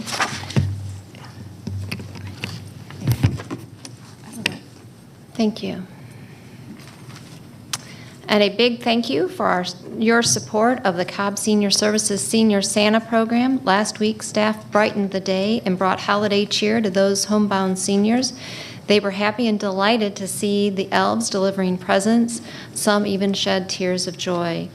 We appreciate your continued support for this program and many others in our community. For more information, you can visit www.cobbseniors.org. Congratulations to our Cobb 4-H consumer judging team. The team placed first in the state, earning the Master 4-H status, the highest accolade in Georgia 4-H. The 4-Hers learned about various consumer products and how to rank the items based on price, quality, and need of the individual purchasing the product. 4-Hers also developed critical thinking skills, reasoning skills, and communication skills through this judging opportunity. The consumer products and services judged this year were athletic shoes, bicycles, cell phone plans, and frozen meals. 4-Hers also learned about cotton and its impact on the Georgia agriculture and our economy. We are so proud of our students. Last week, as our county manager acknowledged earlier in the meeting, the Georgia Institute for Transportation Engineers awarded Cobb DOT and our police department with their Excellence Agency Award for 2021. The award was given in the interdepartmental coordination of the agencies, particularly regarding special events like the World Series and the Victory Parade. I am thankful that Georgia ITE has recognized the partnership that exists between our police department and DOT, not only for the events we have experienced in this past November, but every day their service. And happy retirement to, again, Bill Tanks, Hope Warren, Scott Barfield, Tony Hagler, and Chief Tim Cox, which I did not have a picture of. Again, congratulations on your new chapters.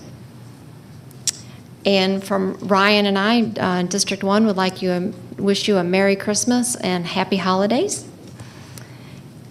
And we are looking forward to 2022 with great things to come, which will include a town hall next month, and our new nonprofit initiative will be aired on Cobb TV. Thank you. Thank you, Commissioner. Commissioner Richardson. Thank you. All right, from the office.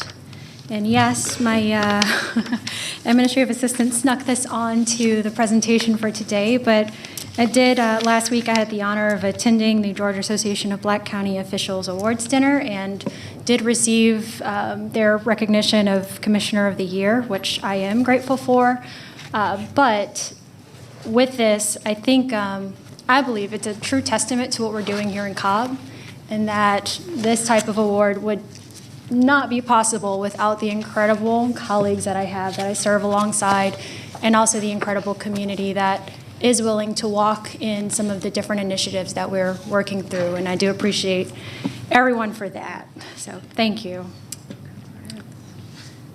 Acts of kindness. So last month we had our Acts of Kindness wrapped up for this year, and that included pet food donations. So familiar with all of the food bank, the food drives. In this case, we gave out pet food. So thank you to Good Muse Animal Foundation as the nonprofit that we partnered with. In terms of the county, certainly stepped up to help out. Cobb County Police Department, all of those who donated for making this November Acts of Kindness a very successful event. We were able to give out 2 weeks of food to 273 pets, 35 dogs, 238 cats. All leftover food was donated to the Animal Services Center, and they did let us use their parking lot too, so much appreciated. Also had the opportunity to speak with a member from Good Muse and Animal Services employees about some of the issues our community is facing regarding our pets and financial constraints that families are facing in general. To watch the recorded live stream, you can visit my Facebook page. Town hall, I believe this was, a couple weeks ago. We had a lot of town halls, 2 town halls in 1 week. MSPLOS and the flooding listening session, which I was joined by the chair at both of them as well. We had roughly 65 people at both events, give or take. very, very important, very different issues, but of course they're also related because we're looking at how these things tie together. But that did happen, and I appreciate those that were able to come out.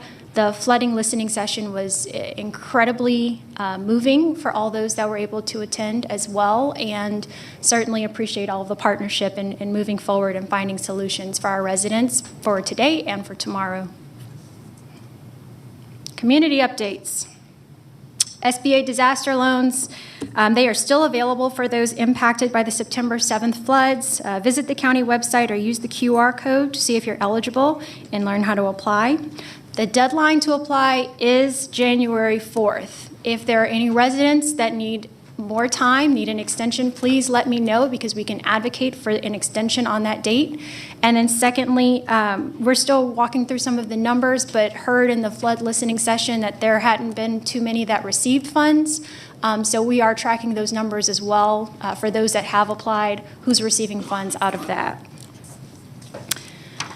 Lastly, another opportunity to get involved, Cobb Parkway and Windy Hill Road Survey. Make your voice heard. Cobb County is studying the Cobb Parkway and Windy Hill Road intersection to improve operations. Visit cobbcounty.org/roadway studies or scan the QR code for more information and to take the survey. The survey ends December 22nd, so don't wait to give us your input about your experience at this busy intersection. And to conclude, certainly, Merry Christmas, Happy Holidays if you don't celebrate Christmas, and really just take some time to spend time with your family. Thank you. Thanks, Commissioner. Commissioner Sheffield? Thank you. District 4 news and updates. The Powder Springs Community Task Force will host their 7th annual Giving Hope for the Holidays drive-through event this Saturday, December 18th from 10 a.m. to 2 p.m. at the Ron Anderson Recreation Center located at 3820 Macedonia Road in Powder Springs. Registration is required for this event. For additional information for the event or to donate, please contact Muriel at 404-581-2495 or Deborah at 678-522-1314. Congratulations to our 2021 Executive Support Professionals. There were 4 BOC assistants to complete the program and graduate on last Friday, December 10th. The ESP program is held in partnership with the University of Georgia's Carl Vinson Institute of Government. The program affords students with tools to enhance their administrative development. The graduates received a framed certificate from the University of Georgia to acknowledge their achievement. Congratulations to the BOC graduates, Jennifer, Aaliyah, Ryan, and my assistant, Deidre. Congratulations to you guys. The Gingerbread House Showdown. The Maple House Art Center will host a Gingerbread House Showdown this holiday season. The event is open to all Cobb County residents and open at any age. Create your gingerbread house using materials of your choosing, and the house can be any size. Voting will take place December 14th through the 18th on the county's social media platforms. The winner will be announced on December 18th and will receive a trophy with bragging rights for the best gingerbread house in Cobb County for 2021. To enter the contest, submit up to 2 photos of your completed work to Marie, Marie.Jernigan, JERNIGAN @cobbcounty.org. Santa will deliver the gift of retirement to several employees over the coming weeks after many, many years of dedication and commitment to the county. Happy retirement to Chief Cox, Bill Tanks, Tony Hagler, his picture is not on here, and Hope Warren. Congratulations to each of you, and you will be missed. And finally, have a very Merry Christmas and a Happy New Year. Thank you, Commissioner. I think our commissioner said it best, that we wish all of our retirees a very special retirement. We thank you for your dedication to Cobb County.